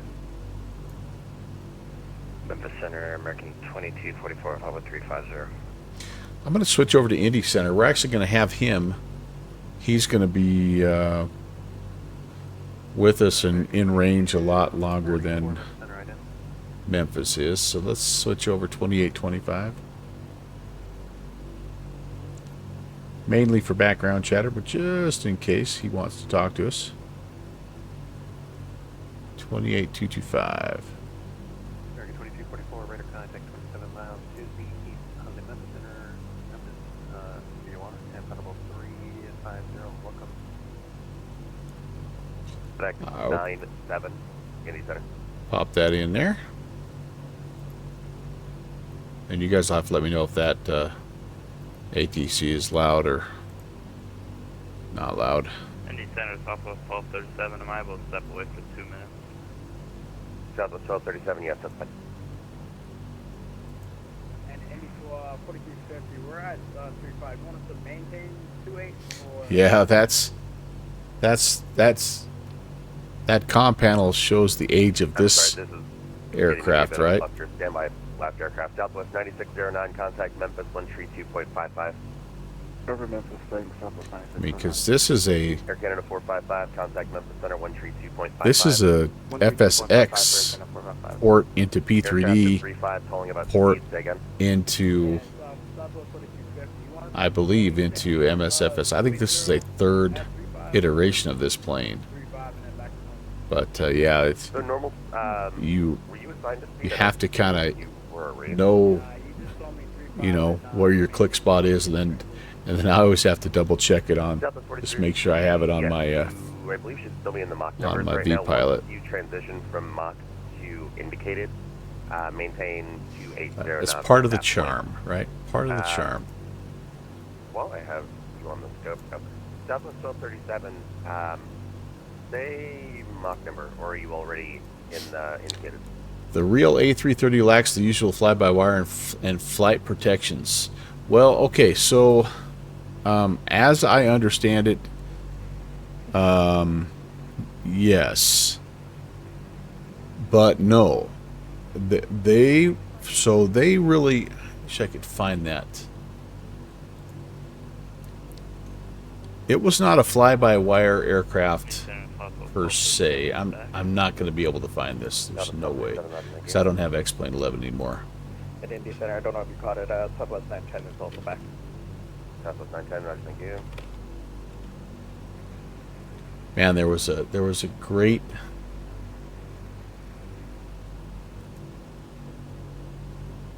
FedEx 1126 across There was Pocket a- City at Rail 340. There's a really great document that talked about the development of the plane. I'm not going to be able to find that either. But it was one of the very first aircraft to use digital information to store their waypoints. And I think some of the redundant systems were starting to become more, not fly-by-wire, but they were becoming more like what you see now in the modern aircraft. I'm misremembering every part of this, guys, I'm sure, as I try to find this article. India Center, good evening, Delta 8839, level 330. But there was a, Okay, 2 aircraft at the same time. Aircraft checking in north of Charleston. Go. yeah, I'm almost positive it was a document that was included with the Any Builds folks.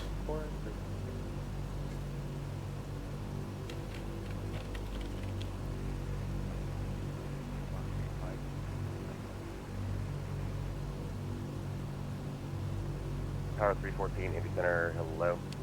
It's all right. Yeah, I get it, but the Where I get to you. the part that I enjoyed about the little historical write-up that I read was, well, there were two things. Number one, Contact Memphis Center 132.55. there was a hatch right behind the pilot command's the captain's seat, basically, and the flight engineer had to crawl down underneath, basically, where the pilot sat, and with floppy disks load in the route information every time they flew a route. So he would load in the, at the time it was like hundreds of waypoints, and they're like, man, this is awesome, because it was every possible fix in between where they were flying. So it was one of the first to be able to do RNAV waypoints, and included the alternates and all that good stuff. But that always just cracked me up that they had to go down there, and basically you've got more computing power in your phone than you did in that aircraft. But the other part that I loved about it was they talked about the development, and they said they managed to finish an airplane in, I don't remember exactly how they stated it, but like they managed to squeeze a 3-year development into 7 years, because they were in Toulouse, France or somewhere, and they would develop the aircraft during the day and go drink wine at night, and they just loved it. They just absolutely loved it. And it was developed, of course, in all over the world, but it was a wonderful article. If I ever can come across it, I'll share it. But the aircraft itself, incredible history, I guess, to make a short story long, and some phenomenal technology for its time.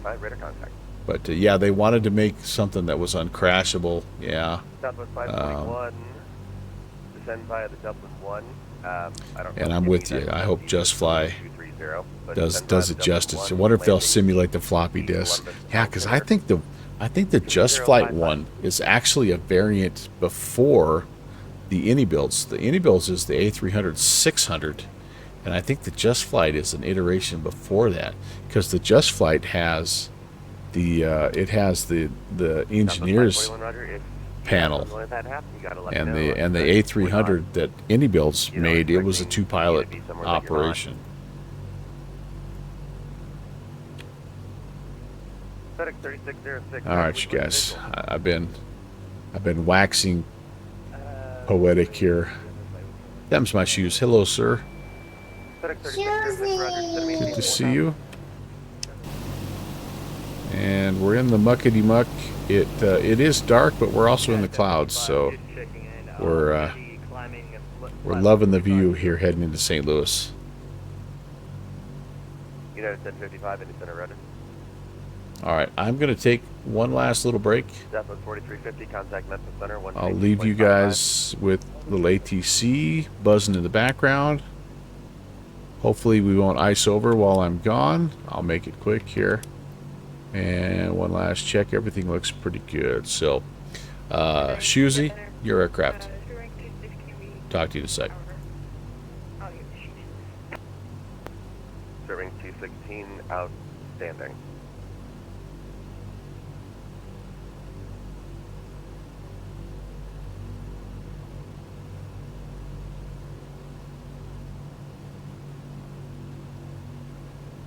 Southwest 910, contact Memphis Center, 132.55. Over to Memphis 3255, good work this afternoon, Southwest 910.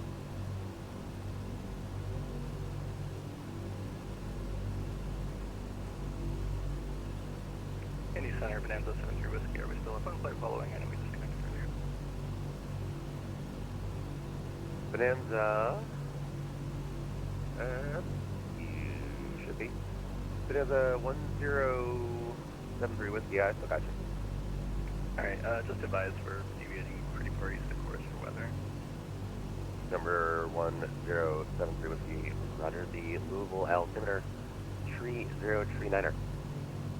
39 thanks, Whiskey.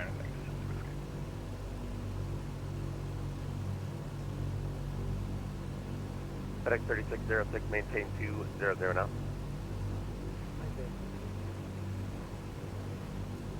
FedEx 1126, contact Memphis Center, 132.55. 3255, Memphis, FedEx 1126.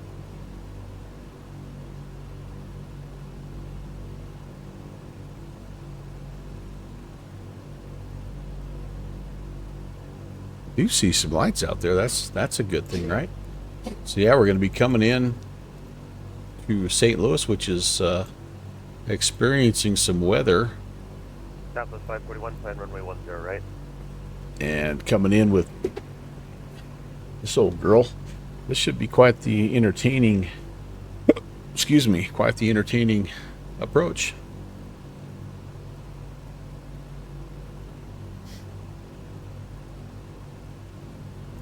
Delta 352, proceed direct cold.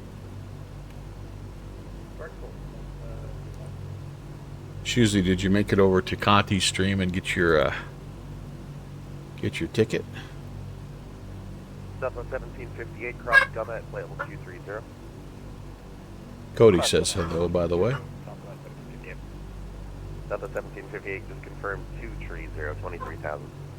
230, Southwest 1758. Indy Center, good evening, Delta 2031, flight level 370, 40 miles south of Glacier with you.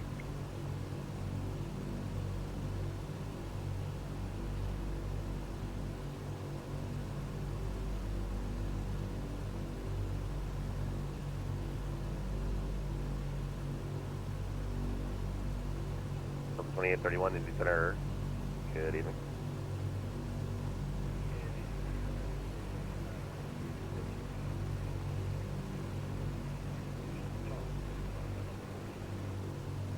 American 773, Indy Center, welcome.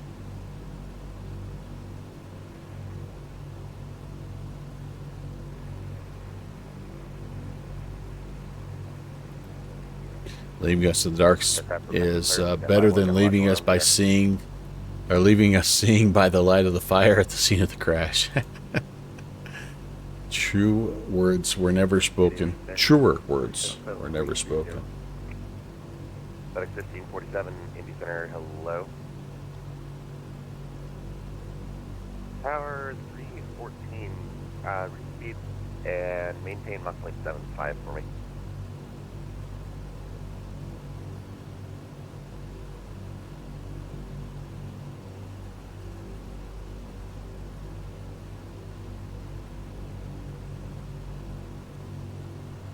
So we're closing in again. I think it's Pocket City coming up here. We're just monitoring Indy Center. Yeah, 68 miles. And again, our descent plan is going to be when we're just shy of St. Louis.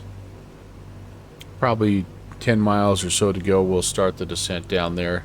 You didn't win? Ah, man. I guess I didn't either because I didn't get a heads up or anything. Who won?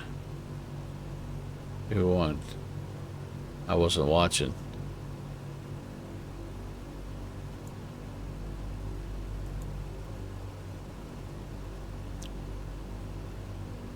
Well, somebody will be happy with it, that's for sure. So That's 216, descend and maintain level 3, make it 350.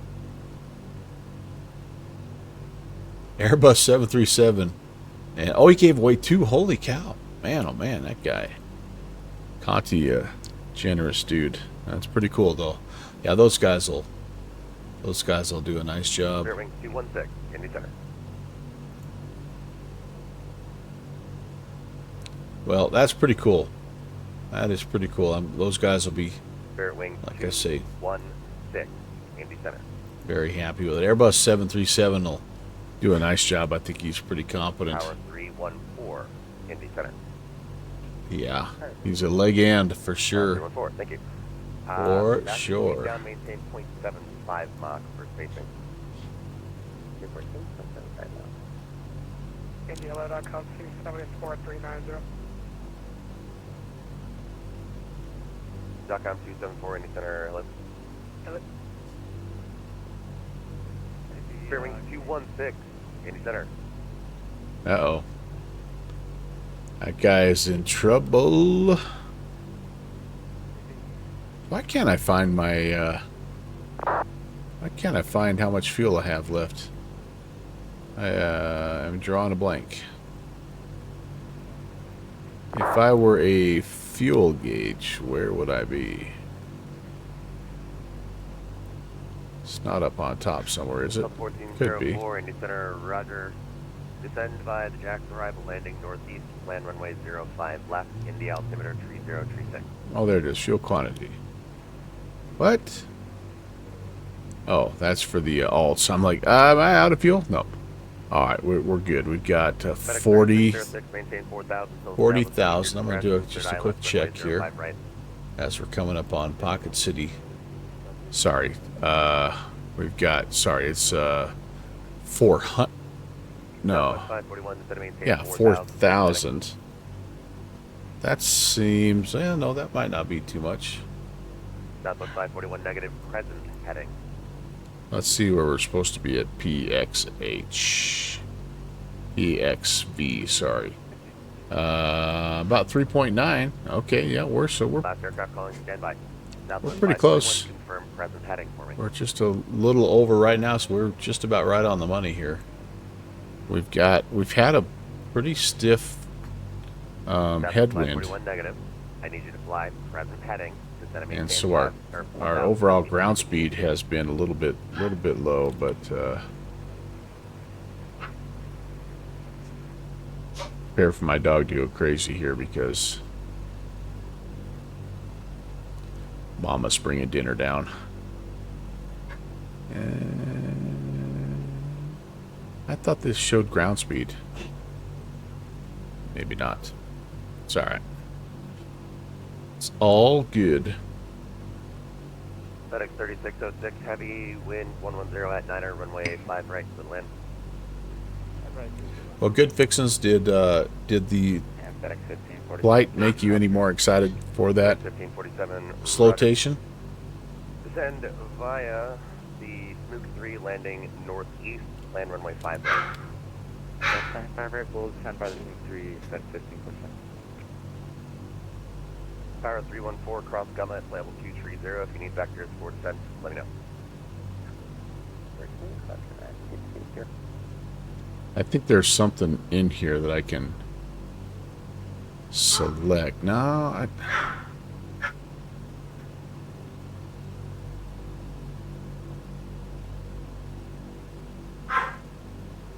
true airspeed.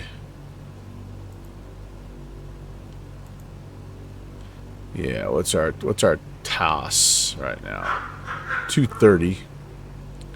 So a little slower than normal, but not horrible. Not horrible.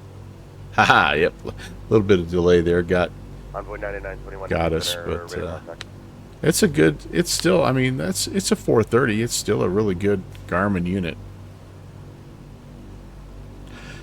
Can do a lot of different things.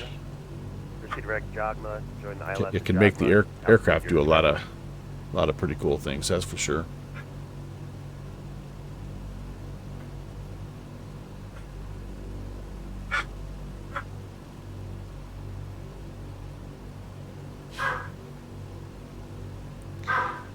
Got your ticket at Conti's. Southwest 541. And Kevin, love you, man. Southwest 541. Sounds like he might be. Direct jog mode. Join the ILS Is he? Is he? He's not giving away another one, is he?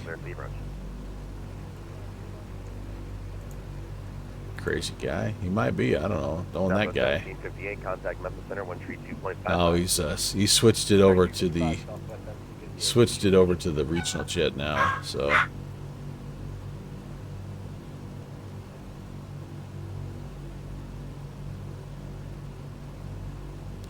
Well, that's pretty cool. Conti's the man, but glad you got to see that little flotation in action. It looks really nice, but man, we're having fun in this thing.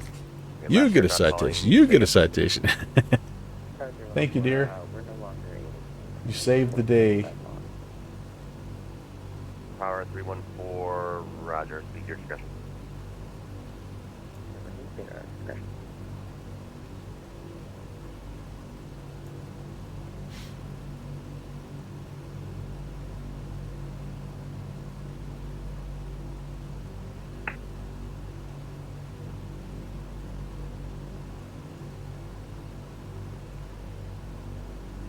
Delta 2738, contact Chicago Center 134.87. 347. Well, these night skies aren't necessarily the most exciting streams, but I love them. I love flying at night. I love flying real time, and I think hopefully the trade-off when it's like the breakout when you're climbing, like the breakout when you get below the ceiling. So awesome. Hopefully it'll make it worth it for you. For my dirty dozen that have hung out, you deserve it.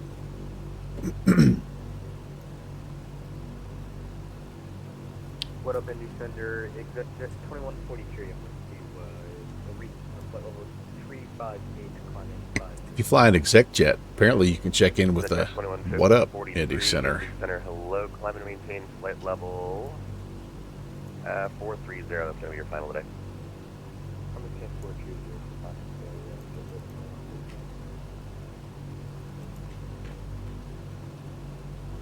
Yeah, I don't know, honestly. Scariest thing to not see anything until landing. Yeah, like I don't know that I'd like to do it in real life. Like most things in the sim, like oh, I love flying in the bad weather and all that. Well, I like to sim in that. I wouldn't like to fly in it. Same thing at night. I think I'd be a little freaked out right now too if I was flying. I couldn't see anything and be like, you just got to trust your instruments, right? But yeah. The landing lights showed trees before landing. Oh boy, yeah, it is dark out there, man. I'll tell you what. Look at that.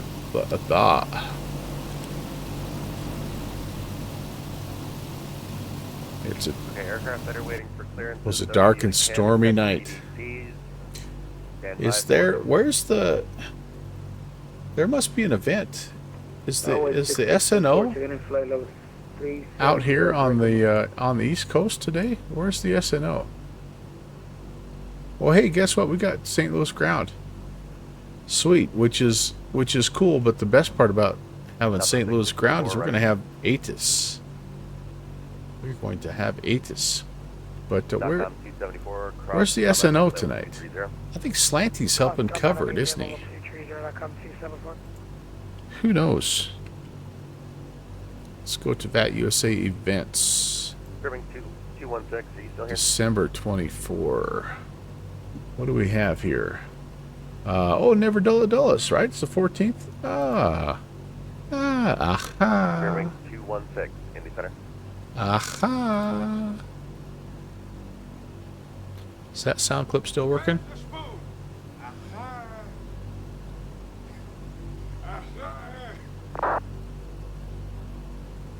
Yeah, that'll be fun. I know he's covering Baltimore, BWI, as kind of like a little bit of spillover traffic. See there yet? Doesn't look like he's quite there yet. Of course, the event still doesn't start for about another 45 minutes, right? Yeah, it starts at midnight Zulu, so it's not quite time yet, but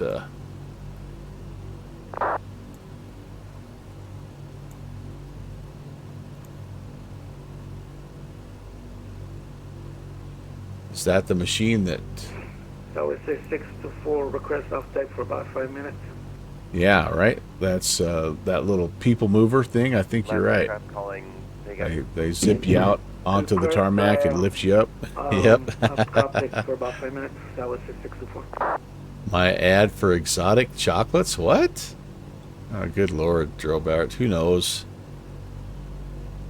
Exotic, expensive traffic or chocolates, huh? I have no idea what plays on those ads. All I know, Drill Barrett, is I've tried to limit them as much as I possibly can. Ferraro Rocher. Sounds fancy. Sounds exotic and expensive. By the level 1, I'll get you a flow here in just a sec.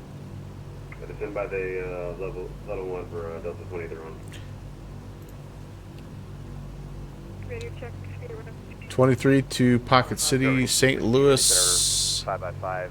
Then St. Louis. speed your discretion. Send across. All right, we've got ground. We've got ATIS, baby. St. Louis ATIS. Let's take a look. ATIS information, November. I'm going to go ahead and take some notes here while I'm reading this. Information, November. Winds 150 at 13, gusting 21. We're down to 2 statute miles visibility now. Rain, mist, broken at 700, overcast 1,200. American 816, are you on board? American 816, go. Oh, shoot.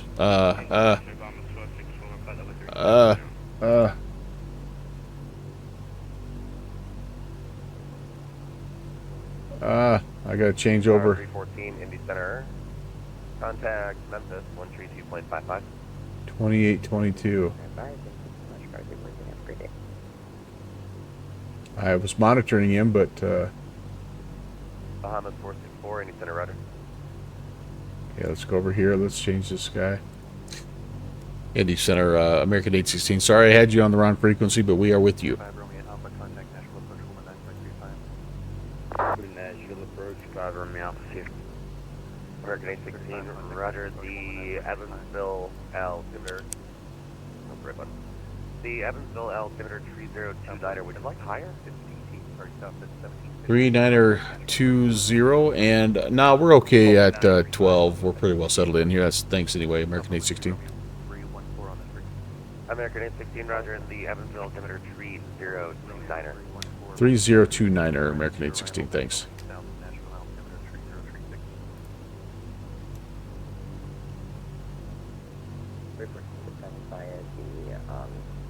All right, so that's I did it. I know I did it. Choosy, I was hoping no one heard it, but I did it. It was me.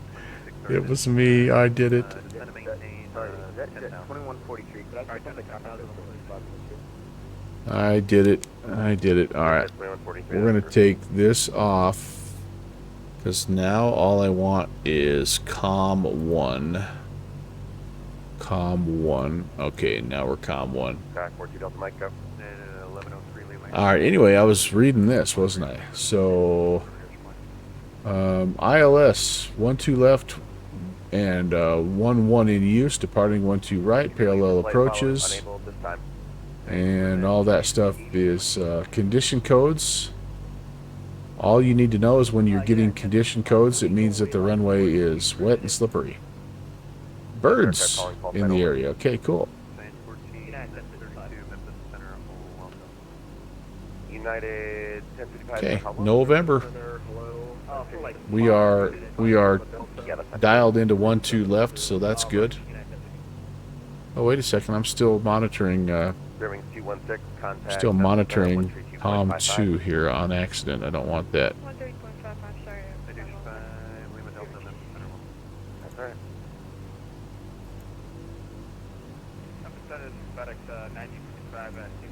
That's what I got to turn off. Okay, there we go. All right, beautiful. Beautiful, wonderful one. Hey, there we go. We got a little something coming in now, finally.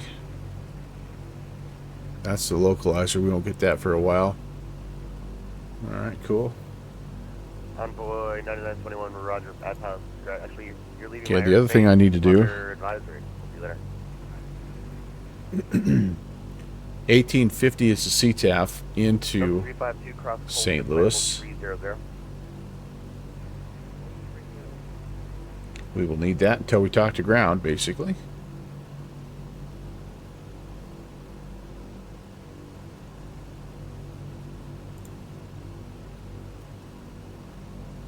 All right, 9 miles, and then as you can see, it's another 132 to St. Louis, and we're going to start the descent approximately 10 miles before we get to St. Louis, and we'll also vector ourselves at that point. We'll try to take a slight northbound approach or northbound course, and see if we can't get ourselves lined up. We're only going to be with Indy for about another 10 miles after we get past Pocket City, so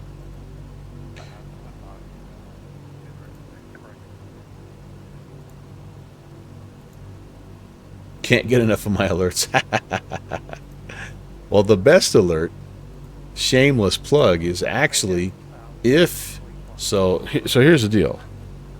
Like, I don't have a whole lot. I'm no continuum. I'm not this super entertainer, but about my only thing that I have here is I've got some really good sound alerts and some pretty good emotes that I use if you're a subscriber, or as my grandson calls them, an uscriber. But yeah, we have a whole thing, Light Dasher, of we call it the Mount Rushmore of adorably mispronounced usernames. So we have some examples would be we have the original Darkwing that comes in, and he calls him the revisional Darkwing. We have, let's see, here's another Rob Valkyrie. He calls Rock Valkyrie. Stuff like that. There's a bunch of them. Anyway, it's 6624 back in the deck. and when you're talking about your own grandkids, it's like sharing your vacation slides with others. It's like nobody cares but you. So anyway, yeah. So there's a bunch of free ones there. You're welcome to use. 1547 cross IU at 5,000 and 210 knots at IU, clear the ILS runway 5 right, you're number 2. Actually, correction, you're number 1.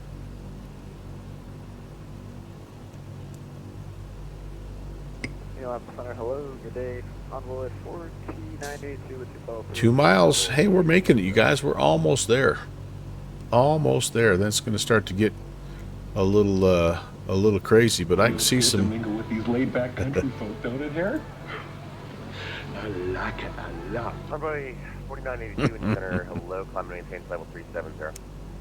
370 Envoy. Oh man, guys, we're icing. Holy crap. Okay, it's about to get interesting.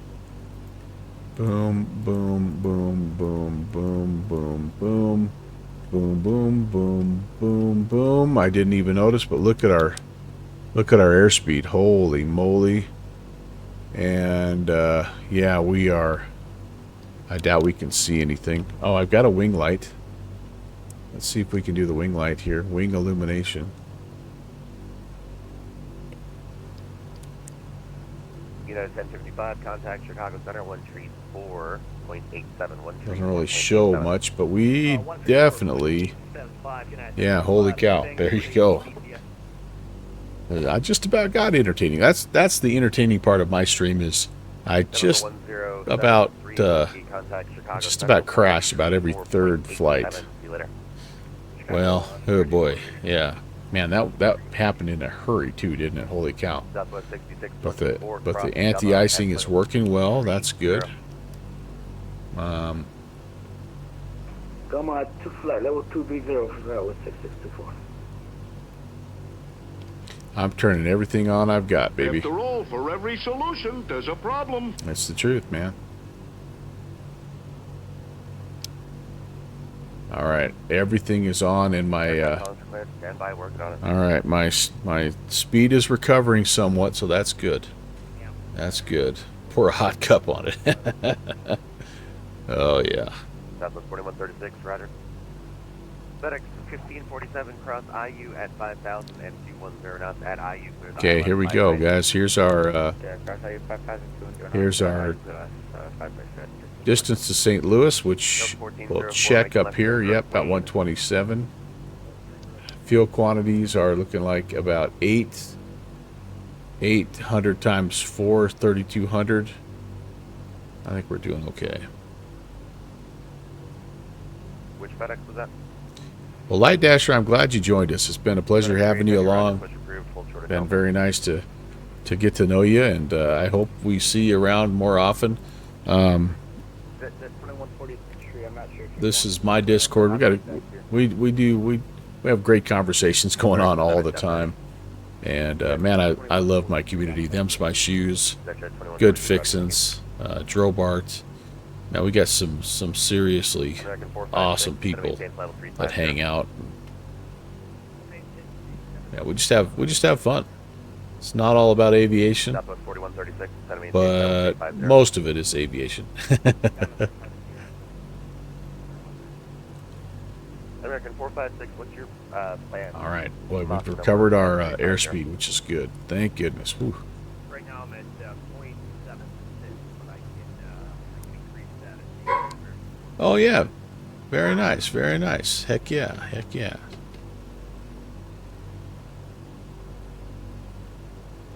Southwest 4136, maintain Mach 0.76.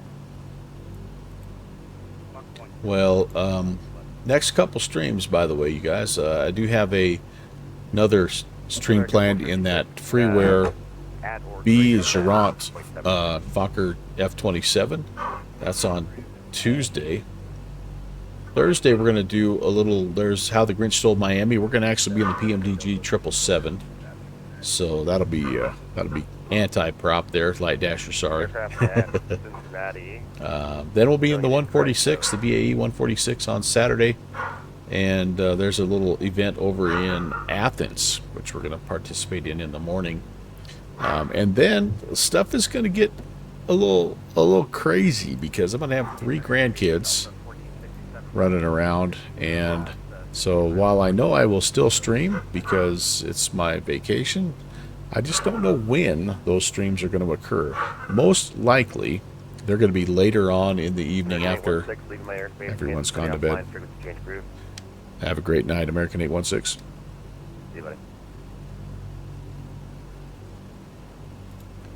All right. And then, so anyway, but if you're on my Discord, you will be the first to know when and where and what I'm going to fly.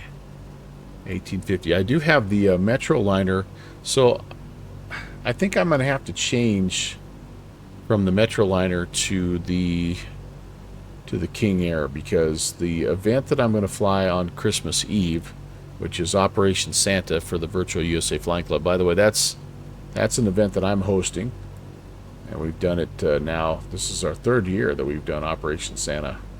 I was going to fly the Metroliner, but that's not really GA. So I think I'm going to switch over to the King Air. It'll pretty much get the same thing. I don't know. I might be a rebel. I might fly that. I might fly that Swearinger SW4. I love that plane. Love that plane. But that's kind of it. 146 probably your favorite, your second favorite. Yeah, cool. Well, that's the plan, and man, there's some cool spots to fly in Europe, no doubt about that. We try to branch out, like the organizational structure of my stream is pretty loose.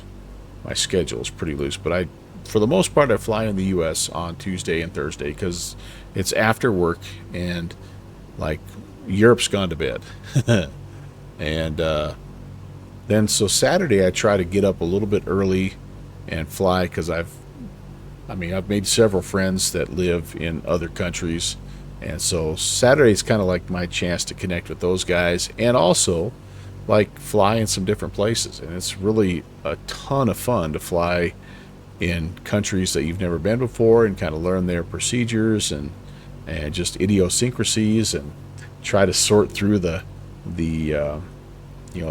accent and all that stuff. But man, we've met some unbelievable people doing that. And Saturdays are some of my favorite streaming times just because of that. Now today we were a little later. 2 o'clock my time, but it's earlier than the midnight. Well, the 1 a.m. Zulu that I normally fly. But that's also what happens on Saturdays. Sometimes I get busy and I'm not able to get to the sim quite as early as I would like. But anyway, that's me. That's me. My goal is to just not fly the same place or the same plane twice in a row. So some place different and some aircraft different.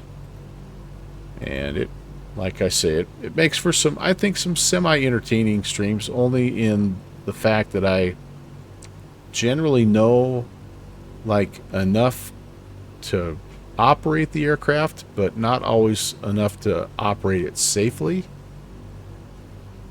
Even with the help of my friends. Even with good fixins in the right-hand seat and them's my shoes back in the jump seat, like, even that sometimes doesn't work too well.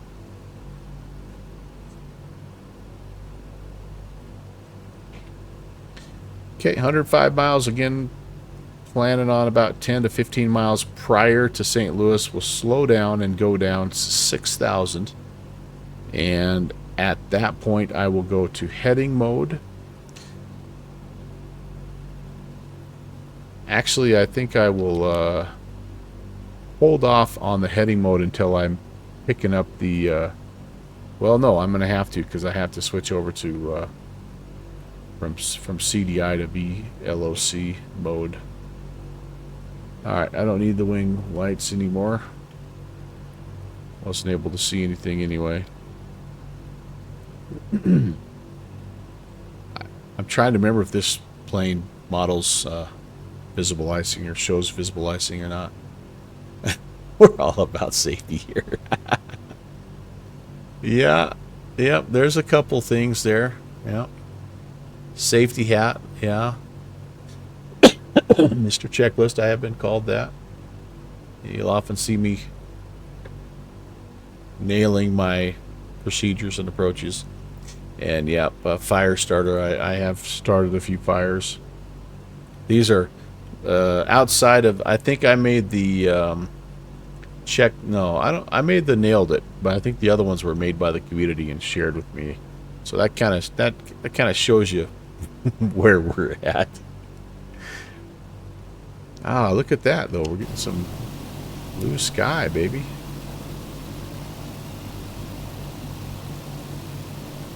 Can almost see that. All right, how's our weight? We are gross weight. Yeah, we're in that range that we thought. So we're going to be about 120, 125. Was that what we said? 125 on the approach.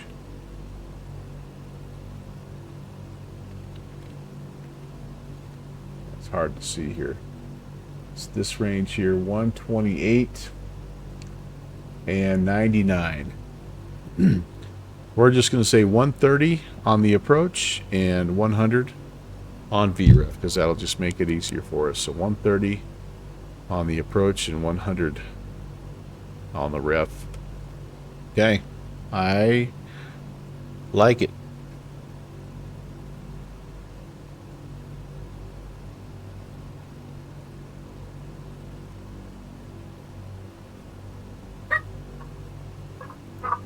Yep, there's my dog saying hi again.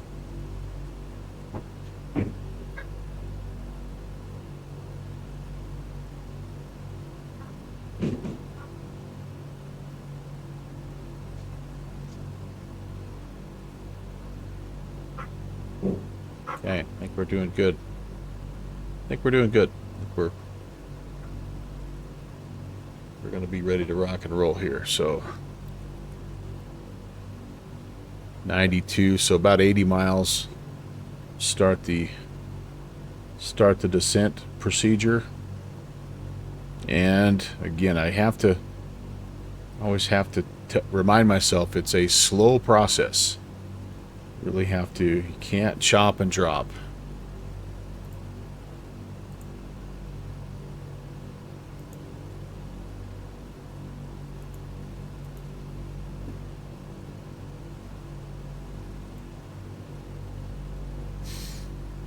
.3014 is the altimeter in St. Louis. I'm going to go ahead and just set that right now.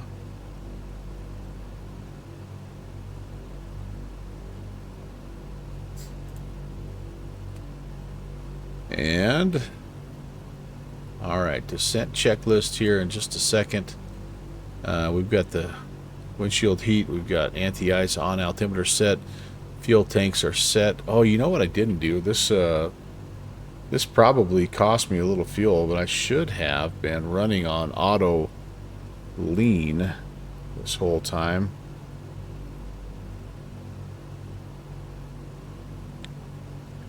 We can save a bit of fuel anyway, but we'll be okay either way. Cross feeds are off, and for the descent, we're going to be looking for 28 inches and 2,300. But we got to keep it above 100 on the BMEP.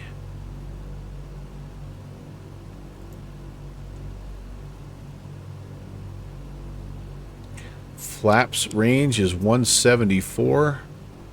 So as soon as we get down below that, I'll probably throw at least flaps 20 in, just to be nice and under control.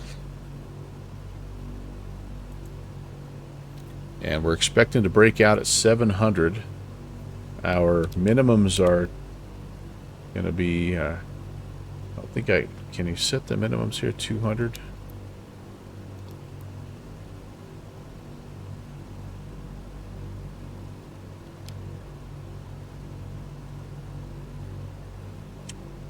I don't remember. It's okay. We'll figure it out. Field elevation here is 600, and so our minimum 741. So we'll say 750-ish. I'm just trying to round 741. We don't see anything. We climb to 2,500, and we head to the it's the toy VOR, the Tango Oscar Yankee. Well, it's the Troy VOR, 16-0. Should probably put that somewhere here, shouldn't I? 16-0-0. If we go miss, that's what we're aiming for. Okay.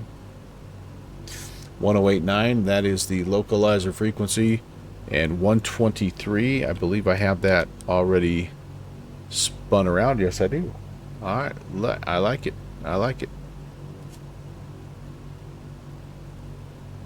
Right about 22 minutes until we get to St. Louis. So another 5 to 10 minutes to fly the approach. So we'll be on the ground here in a half an hour.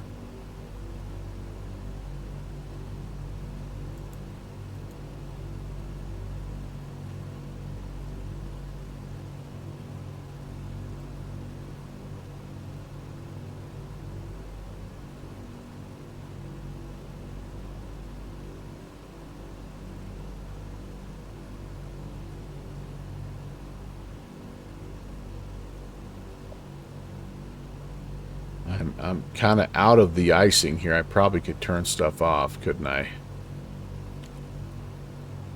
Maybe save a little bit of fluid,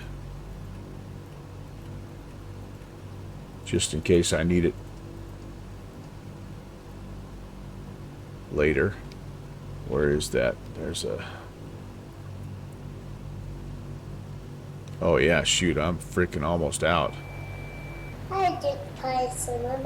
Hello, JPC.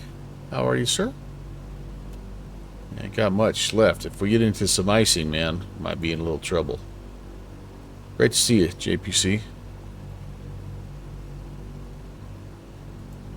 Correct. It's a de-icing procedure, and I don't really understand it completely, but I know that at least part of it is anti-icing fluid. I don't know if it has, like, the pitot heat, I think, is probably bleed air heat, and I don't know if it has anything that's bladder, you know, breaking it away that way or not. But anyway, yeah, I have not yet, JPC. I will. I'll be your last guy, though. I'll make sure to use the code, and that way we get our 6.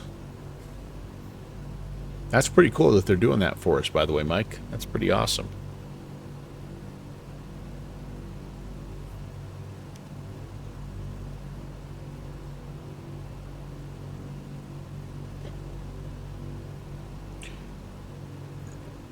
Yeah, Light Dasher JPC is also the founder of the Virtual USA Flying Club that we were talking about earlier. So he's a good man to know.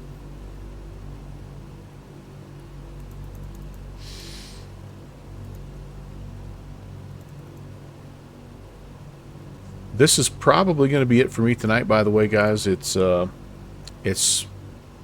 step 2 of Christmas decorations tonight. So so once I get on the ground here, we'll probably call it good, and I'll start putting stuff up. Like I say, next weekend I got the whole crew coming, so we got to be ready to rock. We got a lot of it up already, but need kind of the finishing touches now.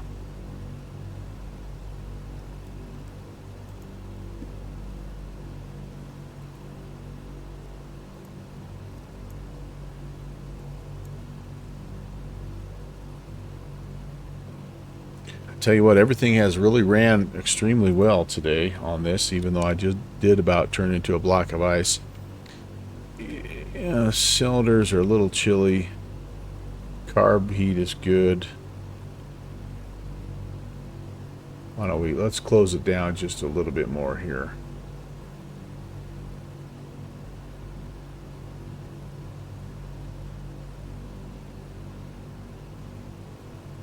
Yeah, I might be picking up some ice again, guys, because my airspeed has dropped about 20 knots or so. But we are about to descend, so hopefully we'll get down through all this mumbo jumbo and get out of it before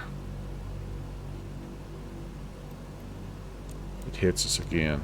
I did a bad job of managing my fluid there, and we're still in, you know, we're still below freezing, so got to be mindful of that. We're right at 20 degrees there, so I'm hoping if we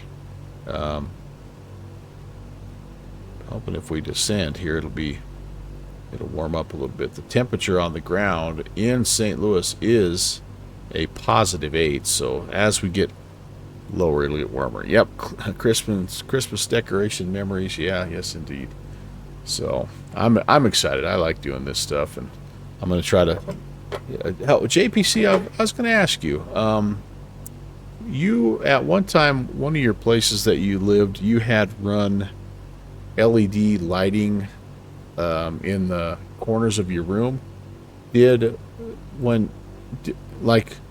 Obviously you had to come down and plug it into an outlet on the wall. Did you just was that just another part of that light that went up like one of the sides, or how did you do that? Because I liked how you did that. I'm trying to figure out if I can do that with my grandson's room, but I didn't know how I'd start by running it, you know, because the outlets are in the middle of the wall, right? So it looks kind of weird going straight up and then going around the room. But how'd you do that, I guess?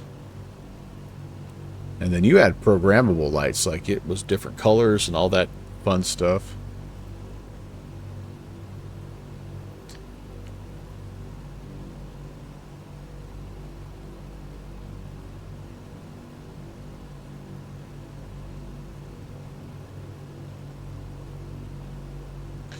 All right, we're 55-ish miles, so 40 to 45 miles until top of descent.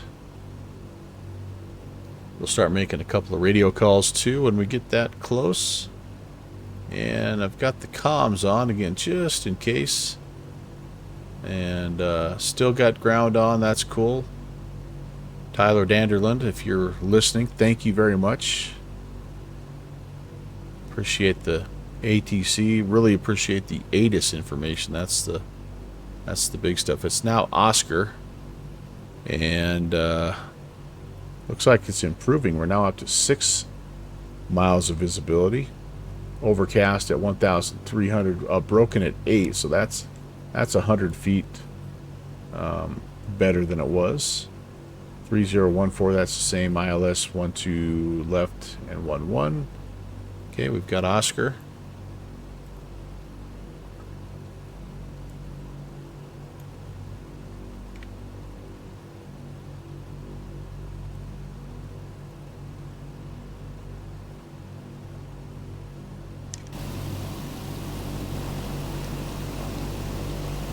Yeah, I'm a little bummed because there is a gigantic moon out tonight, and last night I went out and it was like, it felt almost like, I mean, it wasn't like during the day bright, but it was bright, man. You could see a lot of stuff. How many kids 5 or younger are doing the decorating? Well, none this time. In the past, though, my grandson, who is 7 now, he was the expert in Christmas decorations. So now it's just my wife and I and my mom that are doing it. So we clearly won't do as good a job, Drobart, as as the junior first officer would. But yeah, we'll end up having, you know, him and his 2 little sisters, so who are basically 2 months old and almost 2 years old. So it ought to be a lot of fun. Hey, we can kind of almost see some things, guys. Yeah, like Light Dasher, it would have legit been one of those days you could have driven without your headlights on. It was that bright. So it is a nice, there you go, that's a nice full moon. Let's do that for a little bit for you guys. You earned it. Thanks for hanging out with me on a dark and stormy night.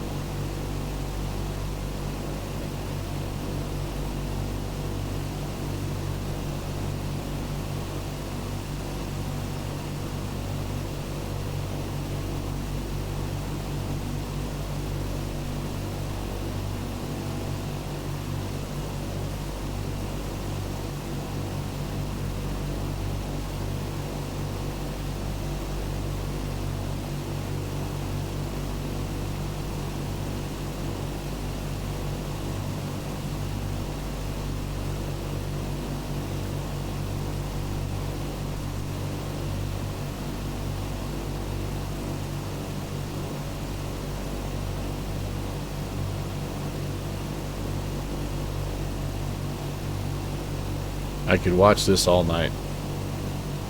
This is the kind of thing that you need when you're falling asleep. Probably all asleep anyway. Alright, well, we're getting close enough here. Probably ought to make a radio call or two. And then it'll be that time, you guys.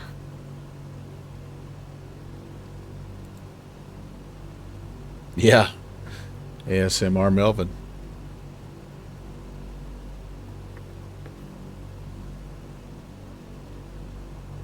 Hey, JPC, I don't know if you heard my question about your LED lighting that you did for that room one time that you had.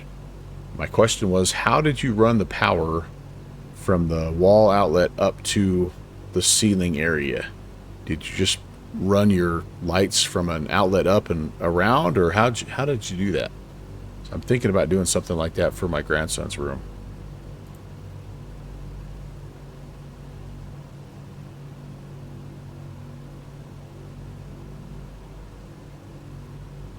Kind of halfway up the wall in a spot. Okay, yeah. And then did you have special anchors that you used along the edges, or just some hooks? Or so I've got to decide whether I do that around the edge or hang them, kind of drape them across the ceiling. I I gotta decide what I want to do there.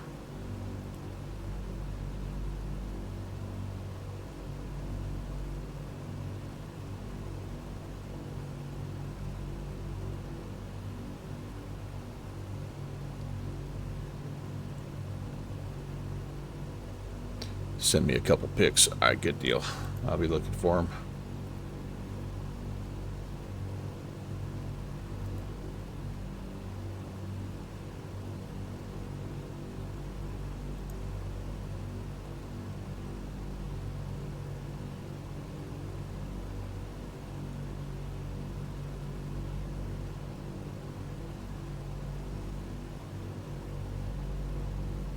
Aha, okay, thank you. Thank you, sir.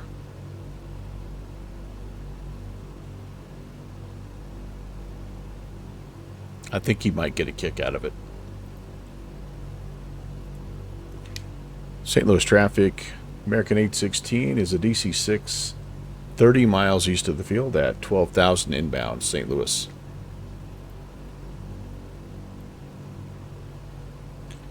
All right, so 20 miles, we'll head down, we'll vector. Ooh, we've got, okay, so we actually are picking up the localizer, which is good. So what I'm going to do is I'm going to turn on a wait a second. All right, hold on here.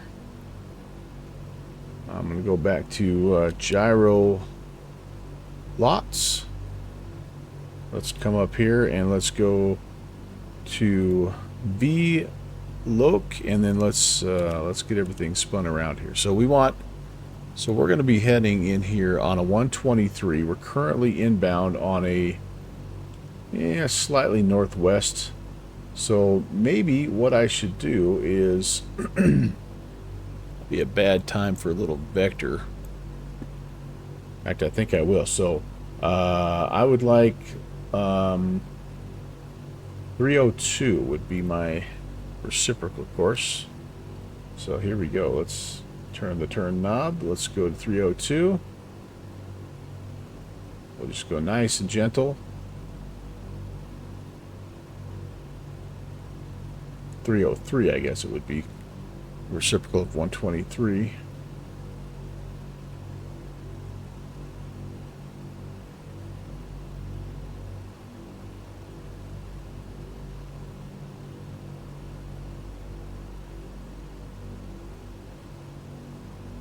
And that's pretty close.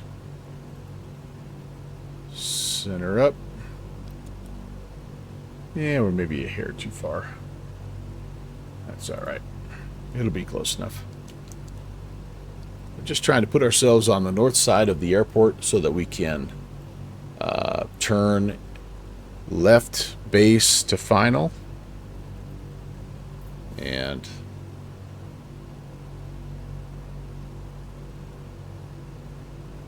yeah, with any luck, we'll be able to get down on the ground safely. About 10 miles to descent. 130 on the approach speed. 100. Officially 128 and 99 are the numbers. But we're a little heavier than that, so technically, I mean, yeah, we're going to go 130 and 100. Good round numbers.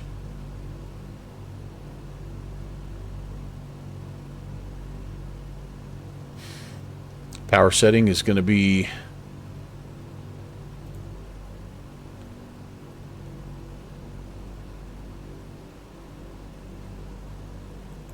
28 and 23.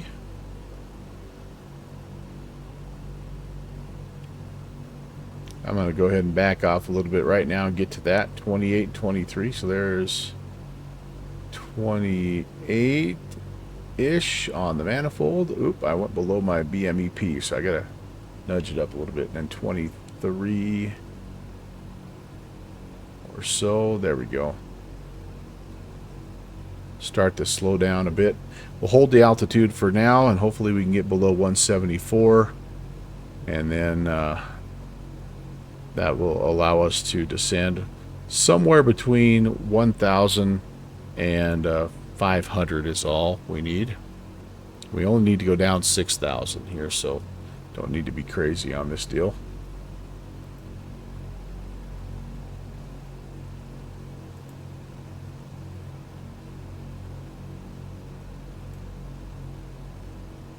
All right, speed's coming down nicely.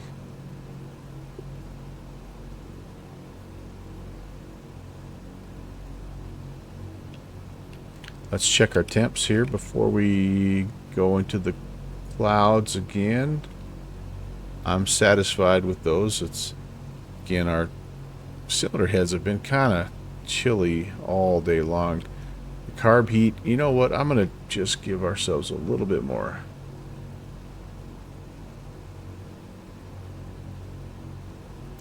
Just been on a little on the chilly side. We don't want any carb icing on the way down, for sure. Okay, 12 miles.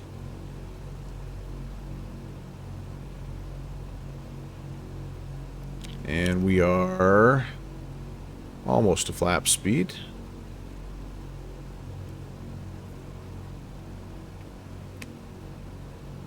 Actually, I have a little bit of a tailwind now, don't we? Because of the landing configuration here. All right, there we go. Let's go ahead and put the first couple notches of flaps out. Let's get that speed down here closer to the white arc. We can go all the way to flaps 30 right now, and then at 152 we can put the rest of them in. And I'm probably not gonna go full flaps. I think I'll just go flaps. Well, depends on, I guess, how close we are. There we go. St. Louis traffic, American 816 is 10 miles east of the field, inbound runway 12 left, St. Louis. All right, here we go. Time to get real.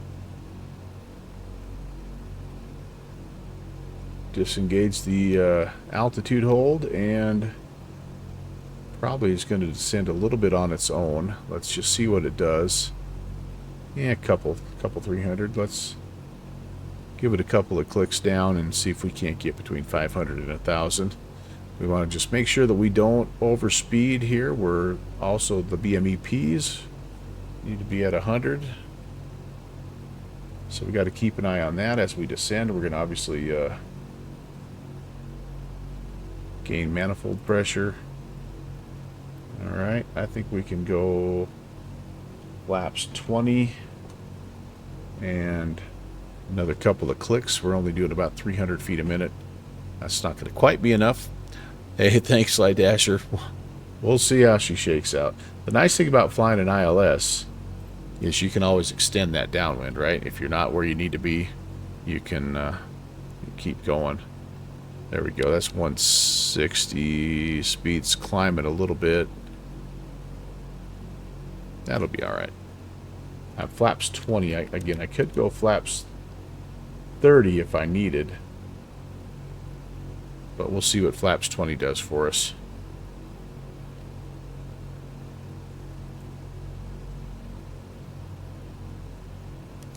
St. Louis traffic, American 816's on the left downwind, runway 12 left, St. Louis.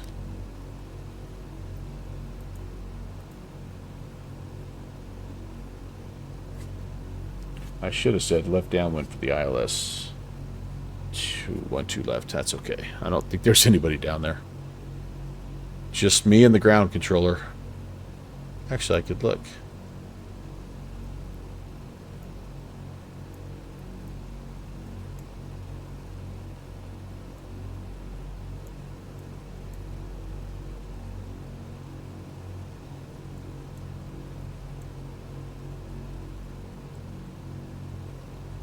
Yeah, I don't see any other aircraft on the ground right now anyway.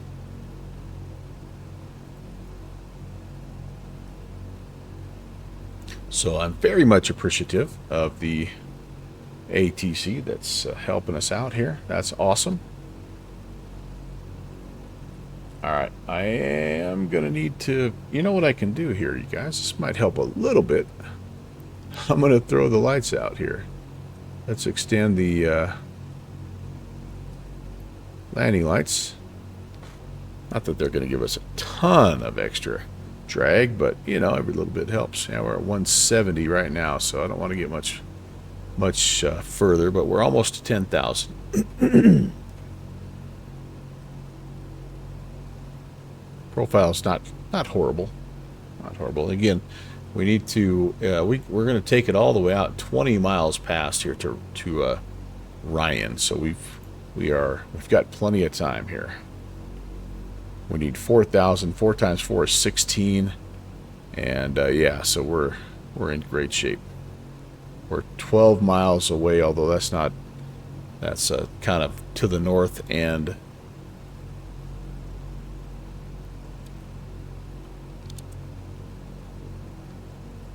There we go. That's what we need. All right, we're 14 miles away.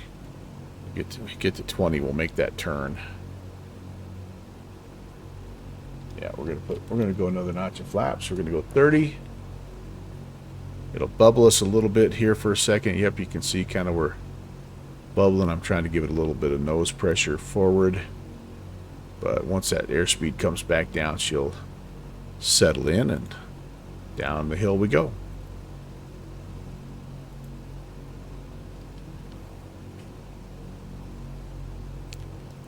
This old plane just doesn't do anything quickly.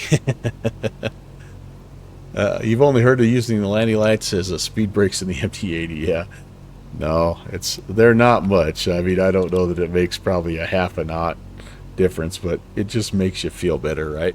you do what you can to feel better. It's the gear, on the other hand. If we really need it, I'm gonna toss the gear out there. We'll see. We'll see how it goes. All right, 9.5 and 16 miles. We're doing pretty good here. Make that left-hand turn here in just a bit. And yep, we're above the glide. That's okay. Still have that localizer, which is good. Airspeed looks good. Let's do one last check of our temps. Those are really in pretty good shape, you guys. It's just crazy enough to work as long as we don't ice up.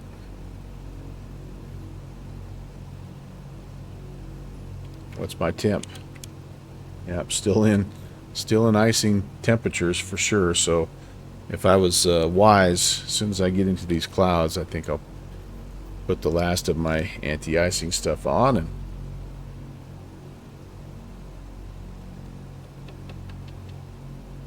see if we can't keep it halfway aerodynamic. I don't want to get too slow, either. That's the other part. You want to maintain some of that airspeed.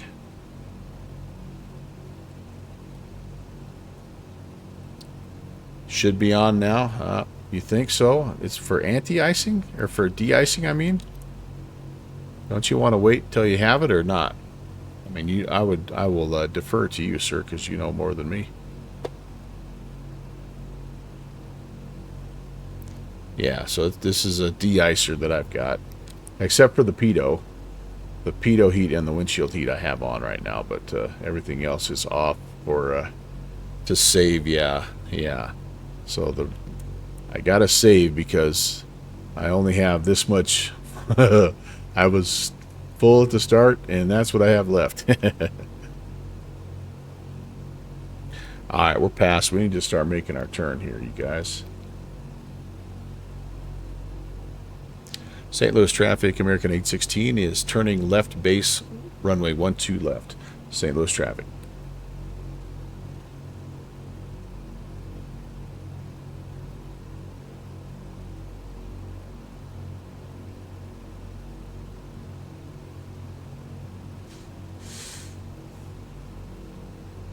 Let that 123 get up to there, and we'll level it off.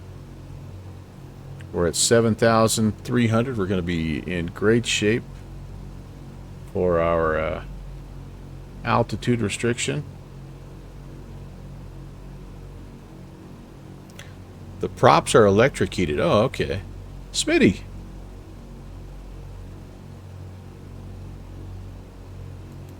How's it going, man? Alright, there we go. Left base is achieved. Now we're below the glide, so that's awesome. 7,000. I need 6,000 here. And then we'll level off. BMEPs are good. I am needing to pull back on the manifold pressure here. 28 and 23 is what I'm looking for. Nice to see you, Smitty. Long time no see. Hope things are good in your world.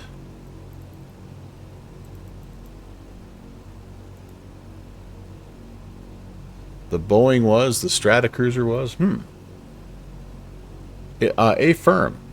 I'd give you a little outside view, but there's not much to see right now. Nice moon. But yes, Flight Sim 2020, heading into St. Louis, and got a little bit of weather to contend with here. We're got some rain and mist and overcast 800 and some wind. Other than that, how did you like the play, Mrs. Lincoln? So, and combine that with an older aircraft and me flying it. So this should be a pretty entertaining next 10 to 15 minutes. You got here at just the right time, my friend. Almost 6.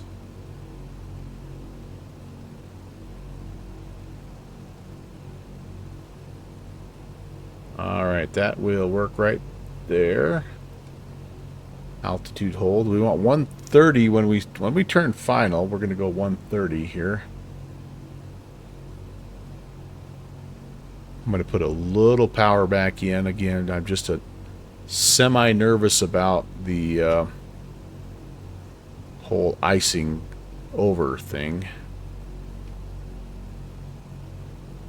And I'm just curious to know how much of this airspeed is bleeding off because I've leveled off and how much is bleeding off because I'm accumulating ice. It looks like I'm able to hold. All right, that's pretty good. So that will work. Oh, hey, yeah, no, he started up some Baltimore. Please feel free, as always, you guys. Multi Twitch channel, do all that stuff. That's 100% okay with me. I do that myself, so completely understand.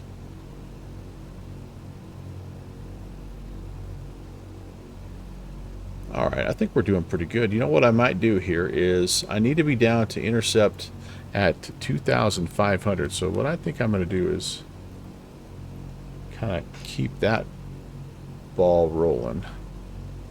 Pull back on the power a bit here. Get ourselves heading down that direction.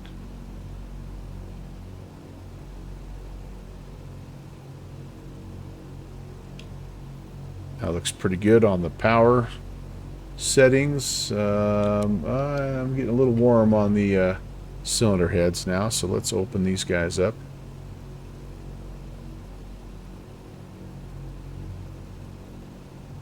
How are the carburetor looks pretty good, getting on a little on the high side, so back these guys off some.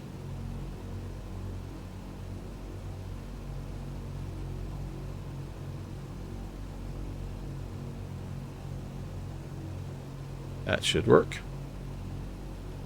Hey, we've got ground contact here. That's amazing.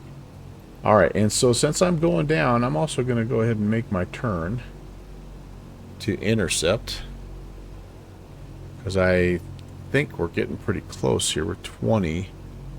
Yeah, I'm going to make my turn to intercept here. And what would I like to have? Maybe like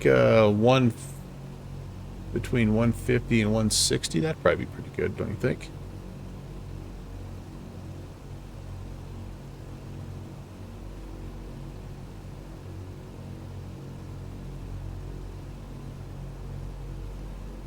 And that, oh, that's probably plenty. That's probably plenty. That might be a little too A little too gentle, actually. Holy cow! Yeah, that's leveling off right at the runway heading. Essentially, yeah, we're gonna have to kind of come back and go the other way. Need about 30 degrees there, so let's get it like 160-ish. Forgive my bad math. There, somewhere in there. That ought to be pretty close. Whoops, come on, come on. Please. Not fine, there's the click spot. Now I've overcorrected again. Well. That'll be pretty close, right? How many degrees is that? Yeah, that's more than 30 degrees, isn't it? Alright. Anything else? What do you think here? 4,000. We're doing good. We're below the glide. Here's the localizer. We're doing pretty well. St. Louis traffic, American 816 is turning inbound runway 12 left, St. Louis. We're still 17 miles out.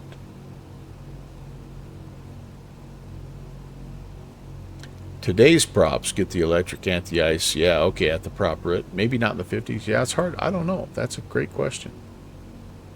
All right, I'm waiting for this thing to move. There it is. We're going to go to approach mode. This might be a little bit of a snake because I'm intercepting it at much more than a gentle 30-degree angle. And I'm going to go ahead and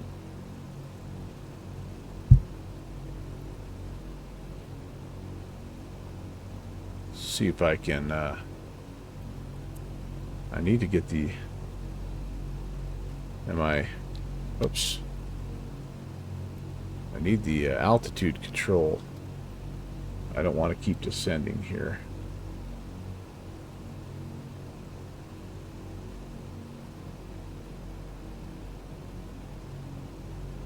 Okay, just for a moment here, guys, I'm going to do this. I'm going to come off of this approach. I'm going to engage that, and then that will help me capture the glide slope. All right, there we go. Now I'll come back to approach mode. All right, beautiful. So now, folks, it's just a matter of making sure we don't overcook the engine. Cylinder heads look good. Carb temps look good. Speed is good. BMEP is good. We're coming down to 130. That's what we want. And then we're on the nav track. Here comes the glide slope here soon, hopefully. We did see a minute ago. We did see some ground. Looks like the DC6 uses gas as its anti-icing fluid. Oh, interesting. Wow, that's very interesting. Well, whatever we don't have much of it left, so I'm holding off a little bit here. All right, auto feather needs to come off. The fuel boost pumps need to come back on. Our lights are on. And we're about 11-mile final. I'll probably toss out the gear when we hit that glide slope. I leveled off about 1,000 feet higher than I needed to, but that's okay because with that glide slope back, here it comes. So let's see what happens here. Oh, it's going up to catch it, and then it should dip down. Yes, indeed. All right, beautiful, beautiful. And we're at 130. Well, not quite yet, I guess. It's about to. We're at our approach speed, or nearly there. There goes the nose. All right, as the airspeed grows, we'll throw gear. Maybe I'll wait till about 5 miles. St. Louis traffic, American 816 is 10-mile final, 12 left, St. Louis. All right, we're expecting to break out again at. Let's go see if there's an updated. Oh, we lost our ATC. The last report we had, it broken at 800. So that's what we're expecting for our breakout here.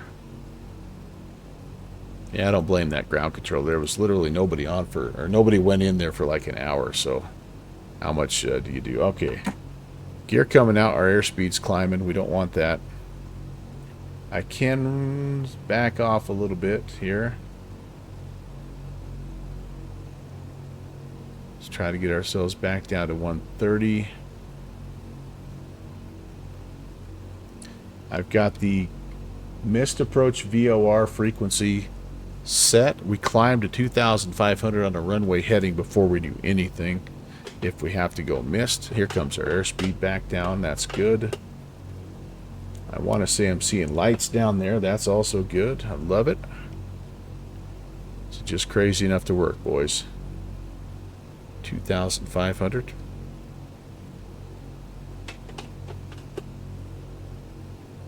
Feel like that is an approach light. That's the other side, I believe. Yeah, that's it's not our runway, but we should see ours here pretty soon. We're still 6 miles out, so the way that St. Louis is, it's pretty staggered too in terms of their runways. So there we go. That's looking more like it. Now that's one to right there. We are crabbing like a big dog though, because it is windy here. There's our runway. All right, sweet. Oh man, we really are crabbing, aren't we? Ah, do we dare? Do we dare? Do we dare? I think we do. I think we dare. Our aircraft. St. Louis traffic, American 816, 5 mile final, 12 left. St. Louis.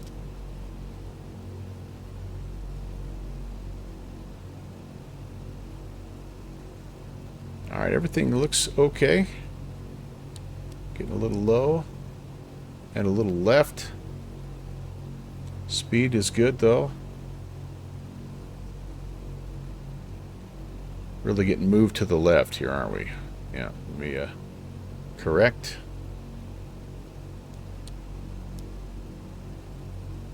That was a nice breakout though, wasn't it? Beautiful, beautiful. Just a default airport, but man, they still look good at night. Alright, that's better for the localizer and the glide slope. We're actually a little high. Up, up. Wind let off a little bit there, I think, maybe.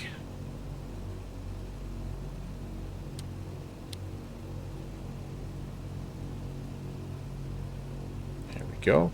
Speed's coming down again. We're looking for 100. If we can get it.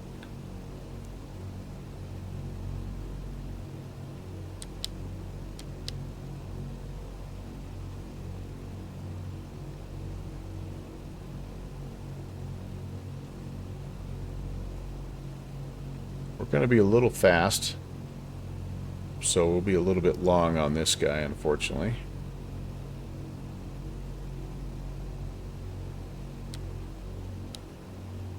But not too bad. Nice long runway.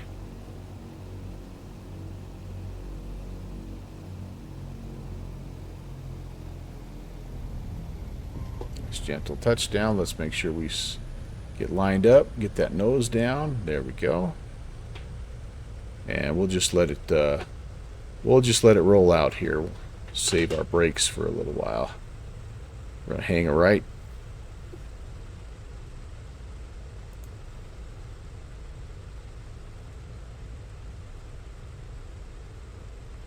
There's Lima, probably not going to make that. Here's Kilo. I'm going to try to make this next guy right here, this high speed. That should be good. All right. Clean up the flaps. And welcome to St. Louis. Oh gosh, you know what, Light Dasher, you're right. I should have changed it to auto rich on the mixture. Yeah, I missed that step, didn't I? Dang it. Why don't I feel like I have oh, I do have taxi lights. It's just not very bright. It's probably because I have my lights in here turned up so high. Let me turn this guy down a little bit. Turn this guy down just a bit here. Yeah, no, it's all right. It's all right. So we're here. I got to figure out where I'm at. I'm at box 1, So, all right, yeah, we overshot our turn a little bit, but not horrible. That's all right. St. Louis traffic, American 816 is clear of 12 left. We'll be crossing 12 right on Hotel. St. Louis traffic. But all in all, I will take that. I will absolutely take that. Straight ahead, and then a right-hand turn onto Hotel, and then we're going to head back to Charlie 5. We're trying to find Charlie 6, but we're not going to be too concerned about exactly finding Charlie 6 because, again, this is just a default airport, and none of the gates are marked or anything like that. So we're just going to kind of go to that general area just for, you know, immersion's sake, right? Here's Hotel. Let's take a look. I think that final looks clear, and that side looks clear. There is a payware. Field there makes a payware for this. That's you know, not. It's like $15 or something like that. I need to grab it at some point.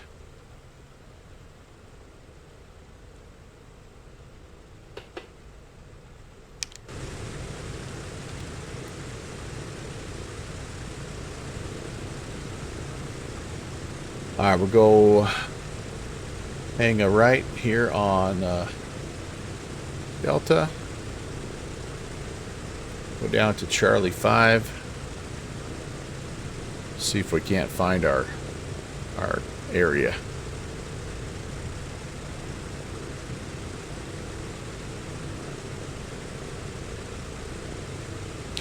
Yeah, Light Dasher, that's my impression as well. I mean, they're there, but I do think from a wear and tear standpoint, I do think you try to minimize that a little bit, yeah. And I'll be honest with you, as much as anything, like I find that the brake wear and tear is also, you know, like you have to balance that as much as the engine stress. So like for this, an 11,000 foot runway is perfect because you can just let it roll all the way down. You don't have to use either. But one of my favorite things is actually to use the reversers and do a little power back. I like doing that, but yeah. They work well.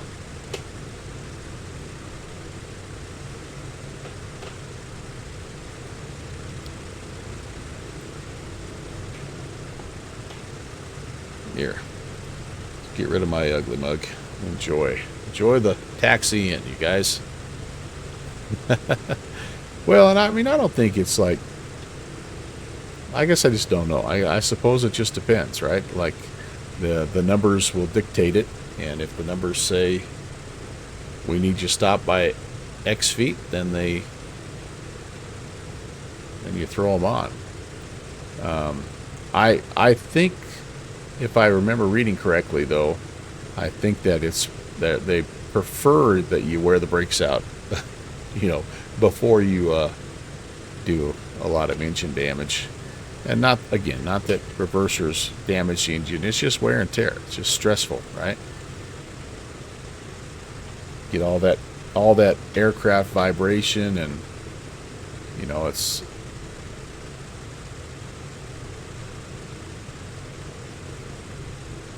but it's a very interesting aircraft to study.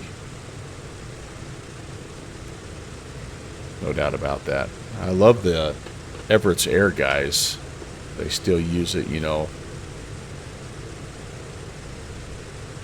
It's such a versatile plane.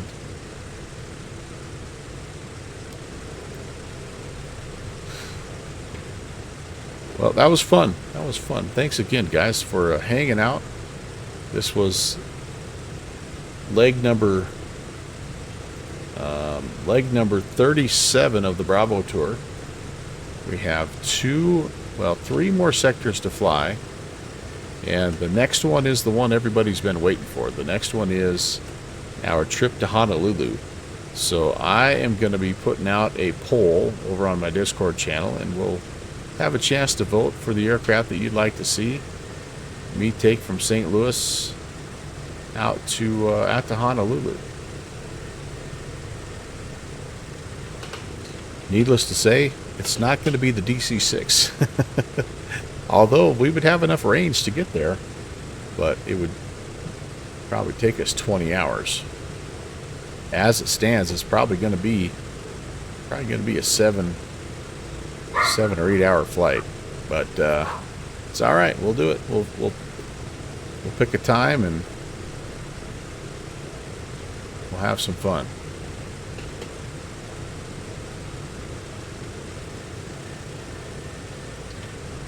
Beautiful, beautiful, beautiful, wonderful, wonderful.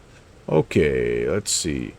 Parking brake set. I should have had the gust lock on already, my friends. I am absolutely blinding everybody here. Sorry about that, ramp crew. We'll do just an abbreviated shutdown here. You guys don't need to watch all this here, but there. Turn the avionics off.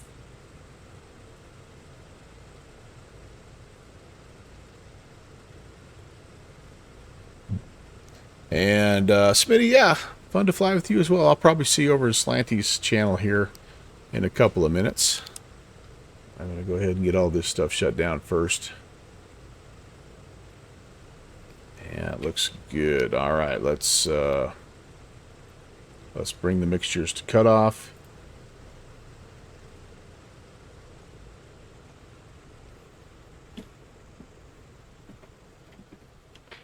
And that, my friends, will just about do it. Mag's coming off.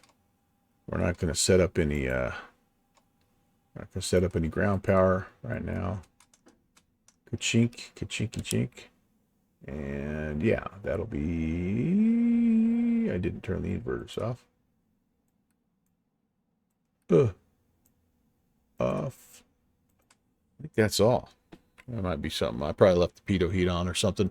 Yeah, never dull and dullest. Yeah, I think that would be the place to go right now, guys, if you're looking for a place to fly.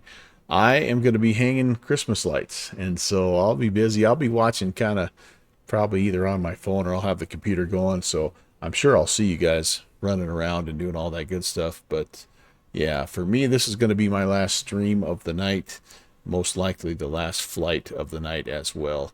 Let's see. I'm going to, let's cue the outro and figure out who we're going to raid.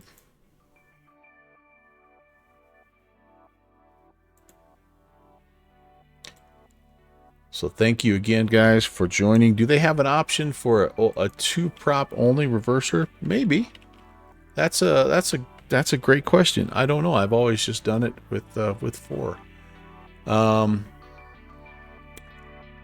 the Singing Moose. We're gonna go say hi to Slanty, and anyway, I'm back Tuesday. I'll be in that Fokker F-27 again, and we'll be flying that beautiful freeware Bigerant Fokker. And then on Thursday of next week, How the Grinch Stole Miami, I'm gonna be in the PMDG 777. And then again, Saturday morning, I'm going to fire up the Just Flight BAE 146 and fly around the Athens area. So that's my streaming week next week. I hope you can join me on a couple of those.